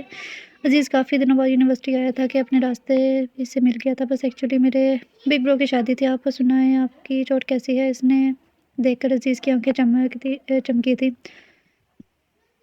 اللہ کا شکر ہے بالکل ٹھیک ہوں میں آپ کو اسی لیے ڈھونڈ رہی تھی کہ آپ کا شکریہ ادا کر سکوں۔ سب نے اس دن میری اتنی ہیلپ کی تھی تو پھر کرے نا شکریہ ادا۔ عزیز نے دلچسپی سے دیکھتے ہوئے تو وہ حیران ہو کر پوچھنے لگی، مطلب کیسے شکریہ ادا کروں؟ وہ تھوڑی سی پریشان ہوئی۔ جیسے آپ کا دل چاہے ویسے 1 کپ کافی سے بھی شکریہ ادا کیا جا سکتا ہے، عزیز نے اس کی پریشانی سے لطف اندوز ہوتے ہوئے کہا۔ وہ اس کے سر سے جیسے بوجھ سا اتر گیا۔ اچھا مگر اس کے لیے آپ کو میرے گھر آنا ہوگا، میں ابھی گھر ہی جا رہی ہوں، میری امی بھی آپ کا شکریہ ادا کریں گی۔ اتنے میں اس کا سیل بجنے لگا۔ ہاں ہیلو عائزہ بولو۔ نہیں میں تو فری ہو چکی ہوں، اب گھر جا رہی ہوں۔ کم آن یار، کیوں لڑتی ہو اسے اتنا؟ اس نے عزیز کی طرف دیکھا جو تھوڑے بڑے ہو کر جوتے کی ٹو سے زمین ریت رہا تھا۔ ہاں پتہ ہے، وہ بھی کم نہیں ہے۔ تم کون سا کام ہو، ہر وقت اس کے پیچھے پڑی رہتی ہو۔ Okay bye. سیل اس نے بیگ میں ڈالا اور دوبارہ عزیز کی طرف متوجہ ہوگی۔ میری سسٹر کا فون تھا، آپ کے ہی ڈپارٹمنٹ کی ہے، اب چلیں۔ عزیز بھلا اس کی بہن میں کیا دلچسپی ہو سکتی تھی؟ محترمہ معروف بی بی، آپ کے اپنے گھر میں سکون نہیں ملتا کہ آپ ہر 2 دن بعد یہاں نازل ہو جاتی ہیں؟ ہماری باپی کو ورگلانے کے لیے عمیر سلیب پر چڑھا سیب کھا رہا تھا۔ تقریباً ہر ویکنڈ پر معروف شام کو صوفی کی طرف آ جاتی تھی۔ مسٹر عمیر، جب تک آپ اپنے ذاتی پیسوں سے گھر بنا لیا نہ تب آپ پر یہ طعنہ دینا سوٹ بھی کرے گا۔ فی الحال یہ میری پھپھو کا بھی گھر ہے، مائنڈ اٹ۔ اس کے جواب دینے پر عمیر کی بولتی بندی وہیں قاسم اور صوفی کو ہنسنے پر مجبور کر دیا تھا، اور اندر آتے شہریار نے حیرت سے پر اعتماد سی معروف عرف مارو کو دیکھا تھا۔ عمیر صاحب کوئی بہت بستی نہیں ہوگی، قاسم نے ہنستے ہوئے کہا۔ عمیر منہ بنا کر سلیب سے اتر گیا تھا۔ دیکھ لوں گا تمہیں غدار، اس نے قاسم کو آنکھیں دکھائی اور باہر جانے لگا، مگر معروف نے فوراً اسے آواز دے کر روک لیا۔ تو ہیلو، اب کہاں جا رہے ہو؟ یہ سلاد تم نے بنانا ہے؟ معروف نے ایک بڑے سی ٹرے اس کے سامنے رکھا تو وہ منہ بنا کر کچن کی ٹیبل پر کرسی گھسیٹ کر بیٹھ گیا تھا۔ پورے 2 ماہ بعد فہد واپس آ رہا تھا۔ وہ پہلی دفعہ اتنی دور اتنے سارے دنوں کے لیے گیا تھا، سو سب ہی اس کے استقبال کے لیے پرجوش تھے اور تیاری میں مصروف تھے۔ صوفی اس کا کمرہ ٹھیک کر کے کچن میں آئی تو سب بھائی بہما آفاق کے کچن میں مصروف تھے اور سارا کچن الٹ پلٹ ہو رہا تھا۔ یہ کیا ہو رہا ہے؟ اس نے چیخ کر پوچھا، کیونکہ ان لوگوں نے اتنا ہنگامہ مچایا ہوا تھا کہ اگر وہ آرام سے کہتی تو ان کو مشکل سنائی دیتا تھا۔ اس کی چیخ کا خاطر خواہ اثر ہوا تھا، وہ سب جہاں تھے وہیں اپنی جگہ ساکت ہو گئے تھے۔ یہ کیا ہنگامہ ہو رہا ہے؟ اب کی آواز ذرا سختی تھی، اس نے خود اپنے تاثرات کو بھی سخت کیا۔ وہ سب پلٹ کے اسے دیکھنے لگے۔ صوفی نے غصے سے سب کو گھورنا چاہا، مگر اگلے ہی پل चटपट आ गई जब किचन की छत इन सब भाइयों के जन्नती कहकों से उठती हुई वहाँ आई थी। हर कोई अपने स्टाइल में हँस रहा था, कोई मुँह पर हाथ रखकर, कोई पेट पर, कोई दाँत दिखा रहा था। तौबा भाभी, आप गुस्सा भी करती हैं, मैंने कहा। लेकिन भाभी, गुस्सा करने से पहले ज़रा आप अपने आप को और फिर हमें भी देख लें। शहरयार की हँसी अभी भी नहीं रुक रही थी, लेकिन असर हुआ था ना भाभी के गुस्से का सबको कैसे साँप सूंघ गया था। अज़ीज़ बोला, भाभी एक ललकार ने सबको पत्थर का बना दिया। फाक भाई समेत कासिम ने भी बोलना फ़र्ज़ समझा था। ये तो है। शहरयार ने तायीद की थी। इसने देखा फाक भी अपनी मुस्कुराहट दबाने के चक्कर में था। चलो पत्थर में चोंक तो लगी ना। इसने सोचा था बाय द वे कोई मुझे बताना पसंद करेगा आज किचन पर ये जुल्म क्यों हो रहा है। हम फ़ाद भाई के वेलकम की तैयारी करने हैं। कासिम ने जवाब दिया, मतलब इसे समझ ना आया कि किस किस्म का वेलकम। हम उनके लिए ये उनकी फ़ेवरेट डिश बना रहे हैं। अब मुझे बताते मैं बना देती, लेकिन उनको तो हमारे हाथ की बनी हुई चीज़ें पसंद है ना। अज़ीज़ बताकर चीज़ें गिनवाने लगा। तो क्या रेडी हो चुका है सब? इसने पूछा। आप टेस्ट करें कि जैसे जैसे वो चखती इसके मुँह के ज़ाविये बिगड़ते गए और अफ़ाक का बनाया हुआ कौरमा चखते हुए शायद मिर्चें इसके गले में फँस गई थी। वो खाँसते हुए सबको खामख़ा खाँसी शुरू हो गई थी। इसने दोबारा अफ़ाक की तरफ देखा ही नहीं था। कसम से भाभी, आज मुझे अपना घर लगा है। फहद समेत लाउंज में बैठे थे। फ़हद को ख़ासा प्रोटोकॉल दिया था भाभी देखने मसूफ़ को एयरपोर्ट बस पहले इसने आपका पूछा था, उमैर ने कहा तो सोफ़ी मुस्कुरा दी। लोगों ने भाभी को बोलना नहीं सिखाया? फ़हद ने पूछा। ये जो बोलना आता था वो भी भूल चुकी है वो। जब से आया था सोफ़ी ने एक आधी बात ही की थी, बस मुस्कुराने पर ही इक्तफ़ा किया था। तुम्हें क्या मालूम, भाभी को बोलना भी आ गया है और गुस्सा करना भी। अज़ीज़ ने दिन वाली बात दोहराई, वो सब हँस पड़े थे। मैं खाना लगाती हूँ कहकर सोफ़ी ने अपनी जान बचाई, वरना इसकी कुट लग जानी थी। इन सबके बनाए हुए खाने के अलावा मेज़ पर तीन और चार डिशेज़ भी थी कि चिकन कढ़ाई कबाब, पुलाव, रायता और रसमलाई। वह सब बारी बारी अपनी बनाई डिशेज़ आगे करते, मगर फ़हद ने सिर्फ वही 3 चीज़ें ली जो बाद में बनाई थी। वो हर चीज़ की तारीफ़ कर रहा था। वैसे बड़े ही तोता चश्म हो यार। शहरयार ने इसे मसनूई घूरी से घूरा था। क्यों भाई, मैंने क्या किया? फ़हद बेचारे ने अपना कसूर तक मालूम नहीं था। हमने इतनी मेहनत से तुम्हारे लिए सब बनाया, तुमने चखा तक नहीं। भाभी की बनाई हुई चीज़ों की बढ़ चढ़ कर तारीफ़ करेगा फ़हद भाई। This is not fair. Qasim ने मुँह बनाकर कहा था। तो भाई, मुझे क्या पता कि तुम लोगों ने क्या बनाया है। मैं तो फ़िलहाल सूरत ही देख रहा हूँ, मगर यहाँ तो सीरत भी अच्छी निकली। इसके एक ही जुमले ने इनकी कारकर्दगी वाज़ेह कर दी थी। इन सबको नचाते हुए भी हँसी आ गई। वापस आने से पहले दिन ही फ़हद ने फ़ौरन सबा की खबर लेने की क्योंकि जाते हुए ऐसी अफरा-तफरी में गया कि इसे सबा को बताना तक याद नहीं रहा था। वहाँ भी अब काफ़ी बार इसे सबा का ख़्याल आया था, मगर बस ख़्याल आने के सिवा कुछ कर भी नहीं सकता था क्योंकि इसके राज़ में कोई शरीक नहीं था। सो जल्दी से गाड़ी भगाए वो हॉस्टल पहुँचकर इसके पैरों तले से ज़मीन निकल गई थी। हॉस्टल सील हो चुकी थी। न जाने इसके पीछे क्या हो गया, हॉस्टल ही बंद करना पड़ा। हॉस्टल में रहने वाली लड़कियों के बारे में कोई अता-पता नहीं था कि वो कहाँ गई थी। कोई कहता था हॉस्टल की मालिक करप्ट औरत थी, कोई हॉस्टल की लड़कियों को करप्ट कह रहा था, मगर इसे कोई सरोकार नहीं था। सबा की फ़िक्र थी वो कहाँ गई होगी। इसे लगा जैसे वो अंधेरे में खड़ा हो, जिससे ना आगे का कुछ पता है ना पीछे का। आखिर वो कहाँ जा सकती है, इसने सोचा था। ना इसका कोई रिश्तेदार था, ना कोई और। फिर कहाँ गई थी वो? जैसे-जैसे उसके बारे में सोचा जा रहा था, इसकी परेशानी में इज़ाफ़ा होता जा रहा था। दुनिया आगे जा चुकी है और मैं बेवकूफ़ ही बना रहा। ये ना हो कि इसे एक मोबाइल ही ले देता, कम से कम राब्ते की कोई ना कोई तो गुंजाइश रहती। इसे रह कर खुद पर गुस्सा आ रहा था। फिर इसने शहर के तमाम दारुल-उलूम चेक करने की सोची और जा भी कहाँ सकती थी। ड्राइव करते हुए वो बार-बार पेशानी को मसलते हुए सड़क के एतराफ़ में भी नज़र दुरा रहा था, जैसे 2 महीने सबा इसका इंतज़ार रोड पर ही तो कर रही थी। भाभी, आपकी वो 30 मार ख़ानम बहन साहिबा नहीं आई काफ़ी रोज़ से। शहरयार ने ना चाहते हुए भी नोटिस लिया था, लेकिन इसकी गैर मौजूदगी का। ज़ोफ़ी इस वक्त चाय की ट्राली लिए अंदर दाखिल हुई थी। लाउंज में शहरयार, फ़हद और उमैर कोई पुराना मैच देख रहे थे। मोहतरमा की नाक खासी ऊँची है। इस दिन वाली बात काफ़ी सीरियस ले ली है, सो अब बाकायदा दावत पर ही है। ज़ोफ़ी के बोलने से पहले ही उमैर बोल पड़ा तो ज़ोफ़ी हँस पड़ी। कमाल है उमैर, तुम इतनी जल्दी इसकी तबीयत से वाकिफ़ हो गए हो। बोली, बस भाभी, हम तो उड़ती चिड़िया के पर गिन लेते हैं, फिर ये मारूख बीबी क्या चीज़ है। उमैर ने हँसते हुए कहा तो शहरयार इसे नागवारी से घूरते हुए उठ के बाहर चला गया। हम मगर एक चिड़िया ऐसी है कि हर वक्त चूंचे मारती रहती है, पर पानी नहीं पड़ने देती, उमैर ने मुँह बनाकर कहा। हाँ, हर इसे राज़दारी वाले अंदाज़ में कहा तो सोफ़ी ने हैरानगी और मसनूई ताने वाली नज़र से इसे देखा था। हम क्या, तुम वाक़ई सीरियस हो? मैं तो हूँ भाभी, मगर वो जंगली बिल्ली हर वक्त पंजे चाट कर मेरे पीछे पड़ी रहती है। जहाँ देखती है कसम से भाभी कोई ना कोई ऐसी हरकत ज़रूर करती है कि दिल झंडपुन कर रह जाता है। मैंने भी चार से कहा था सोफ़ी इसके अंदाज़ पर हँस कर लोट-पोट हो गई थी, लेकिन मैंने भी सोच लिया संजीदा होके बोला क्या ये कि तुझको अपना बनाकर ही रहूँगा। इसने एकदम पैंतरा बल्लड़ गुनगुनाने लगा था।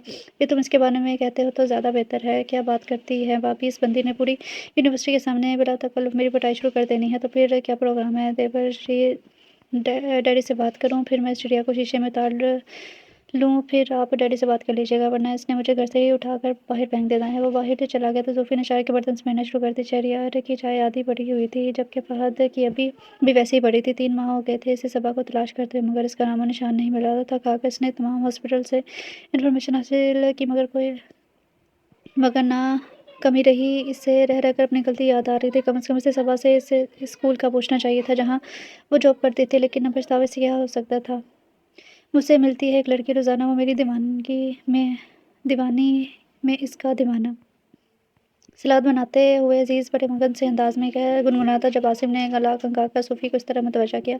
मिस्टर अज़ीज़, क्या आप इस दीवानी का दर्जा जानते हैं, ताकि वो दीवानों को पागल खाने भेजने का बंदोबस्त कर सके। अभी मुलाकात की शुरुआत हुई है, आंखों ही आंखों में कुछ बात हुई है। वो मुझे से बोला था हम आसिम ने आंखें मटकाई और सोफ़ी ने इसके कान पकड़ लिए थे। सीधे सीधे बताओ क्या चक्कर है? अच्छा बताता हूँ। यूनिवर्सिटी की ही है, लेकिन किसी और डिपार्टमेंट की है। बहुत अच्छी है। फिर तुम क्या चाहते हो? सोफ़ी ने भी संजीदगी से पूछा। बस आप डैडी के कान में बात डाल दे, कोई मुनासिब वक्त देख कर, ताकि कम से कम इनके इल्म में तो हो।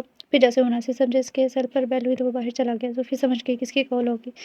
इसके मुस्कुराते लब सिमट के हर किसी को खुश रखने वाली सोफ़ी आफ़ाक़ की अपनी ज़िंदगी हकीकी खुशी से ना आशना थी। वो जिस शख्स के हवाले से इस घर में रह रही थी, इससे ही इसकी कोई परवाह नहीं थी। वो उसे मुखातिब तक नहीं करता था। न जाने वो पहले से ऐसा था या शादी के बाद ऐसा हो गया था। हालांकि जब वो अपने भाइयों के साथ होता तो इसके चेहरे पर मुस्कुराहट होती, मगर इसके आंखों में आंसू आ गए थे। मगर वो इन्हें बहने नहीं देना चाहती थी। मारूफ ने भी तो कई दफ़ा आफ़ाक़ के रवैये के बारे में पूछा था। वो ये कहकर टाल देती कि वो है ही ऐसे, मगर खुद को क्या बहलाती। किचन की तरफ आता आफ़ाक़ दरवाज़े में ही रुक गया था। इसने कभी इस लड़की के चेहरे पर थकन या शिकवा नहीं देखा था, मगर आज थोड़ी देर बाद जब इसने आंखें साफ की तो वो सर झटक कर वापस चला गया। लाउंज में एक हंगामा बरपा था। छुट्टी के दिन सभी घर पर मौजूद थे। सूफ़ी और शहरियार साहब पिछले डॉर में चार के मर्तबान के साथ मसरूफ़ थे। आफ़ाक़ लाउंज में ही लैपटॉप को खोल कर किसी काम में मसरूफ़ था। फ़हद बज़ाहिर टीवी देख रहा था, मगर इसकी सोच का तासर किसी और ही जगह पर महवर था। जबकि शहरियार, उमैर, अज़ीज़ और कासिम लाउंज में ही कैरम खेल रहे थे और आसिम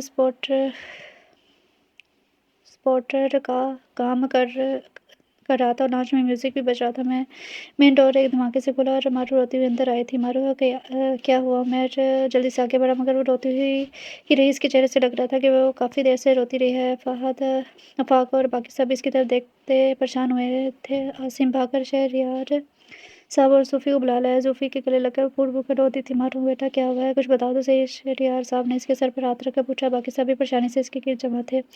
वो ममानी ने मेरा निकाह अपने भाई के साथ तय कर दिया है। आज शाम को निकाह है। कल मैं जब घर की तो उन्होंने ज़बरदस्ती मुझे कमरे में बंद कर दिया और कहा कि अगर मैंने इनकार किया तो मैं बहुत मुश्किल से वहाँ भागी हूँ। इसने रोते हुए बताया और अब जाकर नज़र आया कि इसके चेहरे और बाजू पर नील पड़े हैं। तो तुम वहाँ शादी नहीं करना चाहती? शहरयार साहब ने पूछा तो उसने इस बात में सिर हिला दिया। तो क्या तुम किसी और को? उन्होंने बात अधूरी छोड़ी थी और इनकी इस बात पर शहरयार साहब तन गए तो नज़रें बार बार उमैर और मारूफ पर पड़ने लगी थी। डैडी ऐसी कोई बात नहीं है। अब जो जवाब सूफ़ी ने दिया। मामी के बड़े भाई नहीं मैं पागल हैं और वो अम्मी के हिस्से की जायदाद हासिल करने के ये सब कर रहे हैं। इसने नम लहजे में सारी बात बता दी तो शहरयार साहब सोचने लगे। तो अब तो तुम्हें यहाँ कोई ख़तरा नहीं है बेटा, तुम अपने आप को महफूज समझो। थोड़ी देर बाद वो बोले थे, मगर अंकल वो मामी के भाई और बेटे इनके आदमी मुझे ढूंढ रहे हैं। मारूफ ने डरते हुए कहा। शहरयार को यूँ रोती हुई सहमी सी मारूफ बहुत अजीब लग रही थी। अव्वल तो इनकी ज़रूरत नहीं होगी आने की, वो यहाँ आए। अगर आ भी गए तो जिंदा सलामत अपने कदमों पर वापस नहीं जा सकेंगे। उमैर ने गुस्से से कहा। सूफ़ी बेटा तुम मारूफ को अपने कमरे में ले जाओ, ये बहुत थकी हुई है। फ़हद तुम ज़रा इसके ज़ख्म वगैरह देखो और दवा दे दो इसे। शहरयार साहब ने कहा तो तीनों सूफ़ी के साथ चले गए। लाउंज में खामोशी छा गई। 10 मिनट बाद फ़हद भी आकर उनके साथ बैठ गया था। डैडी अगर आप इजाज़त दें तो हम अभी इन लोगों से पूछते हैं कि इनकी हिम्मत कैसे हुई मारूफ को आप ही को। कासिम जोशीले अंदाज में बोला। देखो बेटा इस तरह जोश में आना मसले का हल नहीं है। इस बच्चे का मुकम्मल तहफ़्फ़ुज़ चाहिए और इसका एक ही हल है। उन्होंने सबको सवाली नज़र से इनकी तरफ देखते हुए कहा और इन पर फौरी अमल दरामद करना होगा ताकि वो लोगों का कोई फ़साद ना उठा सके। इनकी नज़र शहरयार पर थी। मगर वो हल क्या है? फ़हद ने पूछा। अगर शहरियार से निकाह कर ले तो शहरियार को लगा जैसे इसने सुनने में गलती हुई हो, मैं वो चल ही तो पड़ा था। हाँ, मगर फ़ौरी तौर पर इनकी नज़रें इसके चेहरे को जैसे खौंच रही थी, लेकिन डैडी वो मैं कैसे वो झिझक रहा था, ठीक है, उन्होंने इसकी बात कर ली, बात तुम कर लो, इस बच्ची को हम सिर्फ़ इस तरह ही बचा सकते हैं। बात के सोफ़ा के नीचे जैसे बम फटा था मैं, लेकिन कैसे कर सकता हूँ, वो खड़ा हो गया था, क्यों तुमने शादी नहीं करनी, वो तो मैं कर चुका हूँ, वो जल्दी में बोल गया और सब वो चल ही पड़े थे और फ़हद को ऐसे देख रहे थे जैसे इसके सर पर सींग निकल आए हों। क्या मतलब? शहराज़ साहब को कम से कम फ़हद से ऐसी उम्मीद नहीं थी। वो डैडी वो आस्ता-आस्ता सारी बात बताता गया और शहराज़ साहब अभी वाला मसला बोल के से इसके पीछे पड़ गए। तुमने मुझे बताना तक गवारा नहीं किया, पूछना तो दूर की बात और शदीद गुस्से में आ चुके थे वो।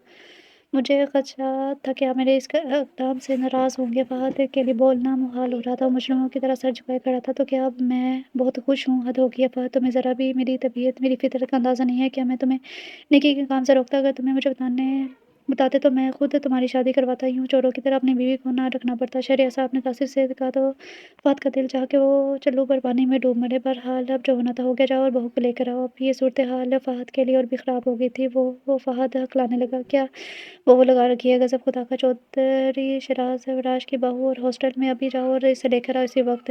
वो दौड़े थे, वो तो गुम हो गई है। शराज़ साहब समेत बाकी सब इसे घूरने लगे थे, जब जैसे इसकी बात समझने की कोशिश कर रहे हो। क्या मतलब है तुम्हारा? गुम हो गई? फ़हद ने पूछा। वो हॉस्टल में थी, वहाँ से आगे वो सारी बात पता चला गया। नालायक गधे की तुम इंसान हो या? अरे कोई अपनी बीवी को भी भूलता है। शहनाज साहब का गुस्सा आसमान से बातें कर रहा था। बाकियों को हैरत के साथ साथ हंसी भी आ रही थी। जाओ ढूंढो इसे फ़ौरन। इनका बस नहीं चल रहा था कि फ़हद को धक्के देकर बाहर निकाल दे। वो अपनी बीवी को ढूंढ कर लाए। ये बात बताने की ज़रूरत महसूस नहीं की कि वो पिछले 6 माह से उसे ढूंढ रहा है। वो फ़ौरन बागी तरफ भागा इसे ढूंढने के लिए, मगर इसका कोई सुराग नहीं मिला था। उमर, तुम मारूख से निकाह कर लो। उमर, जो फ़हद की दुर्गत बनते हुए देख रहा था, हँस कर रहा था। एकदम हैरान और परेशान होकर शहनाज साहब को देखने लगा। मैं क्यों? तुमने भी कहीं कर रखी है? जी नहीं, वो बुकलाया था। एक जवाब दो। लेकिन डैडी, मैंने कभी मारूफ के लिए बारे में इस तरह नहीं सोचा। इसे बहन समझता हूँ। शराज चौंक उठा था। नहीं सोचा तो अब सोच लो। क्या कमी है इस बच्ची में? हालात की वजह से मजबूर है, वरना इतने अच्छे कॉलेज में पढ़ाती है, अपना कमाती है, मगर आज हालात इसे इस मुकाम पर ले आए हैं। डैडी, मैं मारूफ से शादी करने के लिए तैयार हूँ। शहरयार फ़ौरन बोल पड़ा था। कोई ज़रूरत नहीं है इस पर तरस खाने की। शहरयार साहब नाराज़गी से बोले। डैडी, मैं तरस नहीं खा रहा, बस कुछ गलतफ़हमी हो गई थी। इसने मुस्कुराते हुए कहा। तो अब क्या होगा? दूर होगी तुम्हारी गलतफ़हमी? जी, वो सोचने लगे। अब सोच लो, तुमने खुद ही कहा है तुम मुझसे शादी करना चाहते हो। बाद में अगर ताने दे दिए तो मुझसे बुरा कोई नहीं होगा। इसके लिए कमी नहीं है। वो इस वक्त हकीकत में लड़की के बाप लग रहे थे। इनकी आखिरी बात पर शहरयार ने बड़ी मुश्किल से अपनी हंसी कंट्रोल की थी। जी, मैं याद रखूँगा। मैंने ही आपसे दरख्वास्त की थी और मुझे मालूम है कि अगर क्या मालूम है? उन्होंने घूरा। वो कुछ नहीं, मैंने कहा आज ही होगा ना, फिर रुखसती कब होगी? शहरयार के सवाल पर शहराज साहब और वहाँ मौजूद उसके भाइयों के चेहरे पर मुस्कुराहट आ गई। बड़ी जल्दी है साहबजादे, पहले निकाह तो होने दो, ईद पर रुखसती कर लेंगे। तब तक वो नालायक भी अपनी कोई दुल्हन ढूँढ लेगा। फिर वो आफ़ाक़ को मुख़ातिब करते बोले, तुम जाओ किसी नकाह-ख़्वाह का बंदोबस्त करो, मैं ज़रा गाँव में इसकी नानी को इत्तला कर दूँ। आफ़ाक़ चला गया। लेकिन डैडी, इस तरह तो वो लोग। अज़ीज़ ने कुछ बोलना चाहा। तुम्हें क्या लगता है वो नहीं इस कार खैर में शरीक होंगे? उन्होंने पूछा तो अज़ीज़ ने सर झुका लिया। वो आफ़ाक़ के कमरे की तरफ बढ़ गए थे, जहाँ सूफ़िया और मारूख मौजूद थी। हम तुम लोग चुप-चुप कर क्या कार्रवाई कर रहे हो? मैंने अज़ीज़ को इशारा किया। क्या मतलब है तुम्हारा? शहरयार ने गुस्से से पूछा, तो जो कि मसनूई था। बस इसको कहते हैं चोर की दाढ़ी में तिनका। कासिम ने दाँत निकाल दिए तो वो हुज्जल सा हो गया था। उमर की हमदर्दी में इतनी बड़ी कुर्बानी देने चले थे वाह भई, अज़ीज़ ने बेसाख्ता हँसते हुए कहा था। तो बाकी सभी हँसने लगे थे, जबकि वो बेचारगी से सर हाथ पर फेर कर रह गए। वैसे एक बात कहूँ, तुम्हें सिर्फ़ मारूख ही सिला कर सकती है। भाई, ये चक्कर कब से चल रहा है? कासिम पूछते ही भागा था, क्योंकि इसने शहरयार को जूता उठाते देख लिया था। चक्कर के बच्चे, तुझे बताता हूँ, इसके पीछे भागा। तौबा फ़हद भाई, आप तो बहुत गुने निकले। शहरयार आज किसी काम से आउट ऑफ सिटी आए थे, इसीलिए मारूख यहाँ मौजूद थी। फ़हद सिर्फ़ मुस्कुरा कर रह गया। पूरी कहानी तो फिर मारूख को भी मालूम नहीं थी। इतने आराम से शादी कर ली और हवा भी नहीं लगने दी। अज़ीज़ ने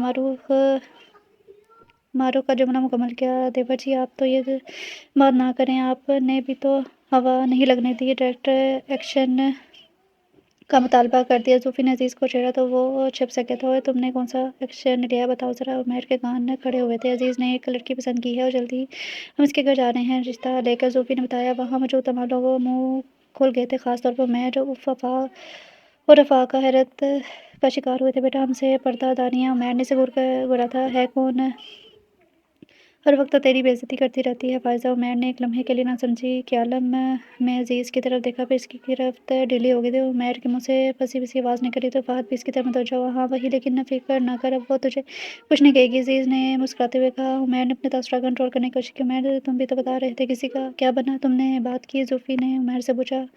اور وہ کیا بتاتا کہ کل ہی اس نے فائزہ سے بات کی تھی اور اس کی توقع کے برعکس اس نے نہایت تحمل سے اس کی بات سنی تھی اور ساتھ یہ بھی کہہ دیا کہ اس بارے میں فیصلہ اس کے والدین کریں گے، یعنی اسے کوئی اعتراض نہیں تھا۔ اور آج زوفی سے وہ یہی کہنے والا تھا، مگر شاید فائزہ اسے عزیز ہی سمجھ رہی تھی۔ پہلی دفعہ اسے اپنے جرم ہونے پر شکوہ ہوا، مگر اگلے ہی پل اس نے خود کو سنبھالیا۔ جو ہونا تھا ہو چکا تھا۔ شہریار ابھی تو اس کے لیے قربانی دے رہا تھا تو وہ کیوں نہیں؟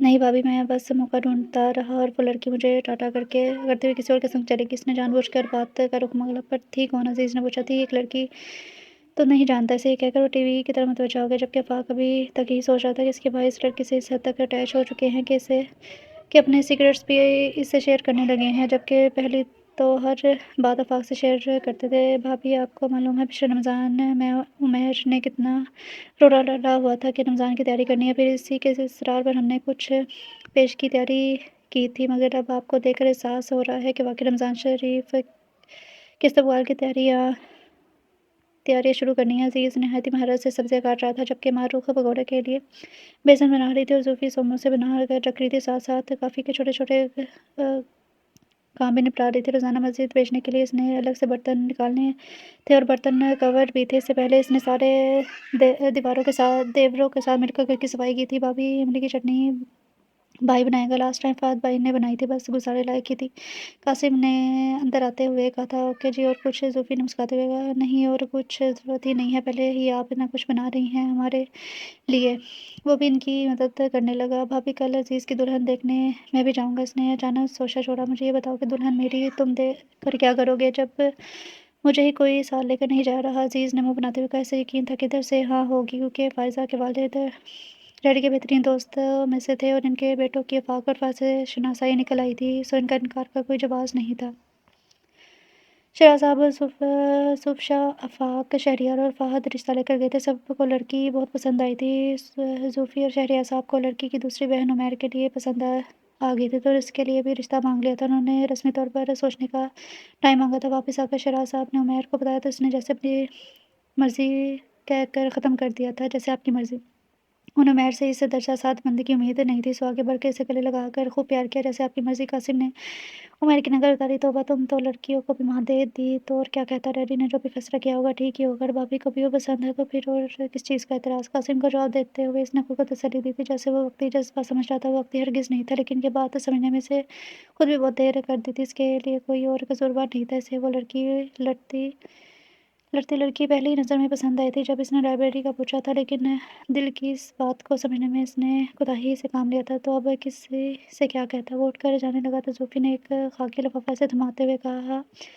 یہ لو، اپنی ہونے والی بیوی کی تصویر ہی دیکھ لو، عائزہ نام ہے اس کا۔ زوفی کی آنکھوں میں شریر سی چمک تھی۔ فائزہ اور عائزہ کی ایک کزن نے اسے یونیورسٹی میں بہت سے قصے سنے تھے۔ عمیر نے لفافہ ہاتھ میں لے کر اپنے کمرے کی ڈائننگ ٹیبل پر رکھ دیا۔ ایک ہی دفعہ دیکھ لوں گا۔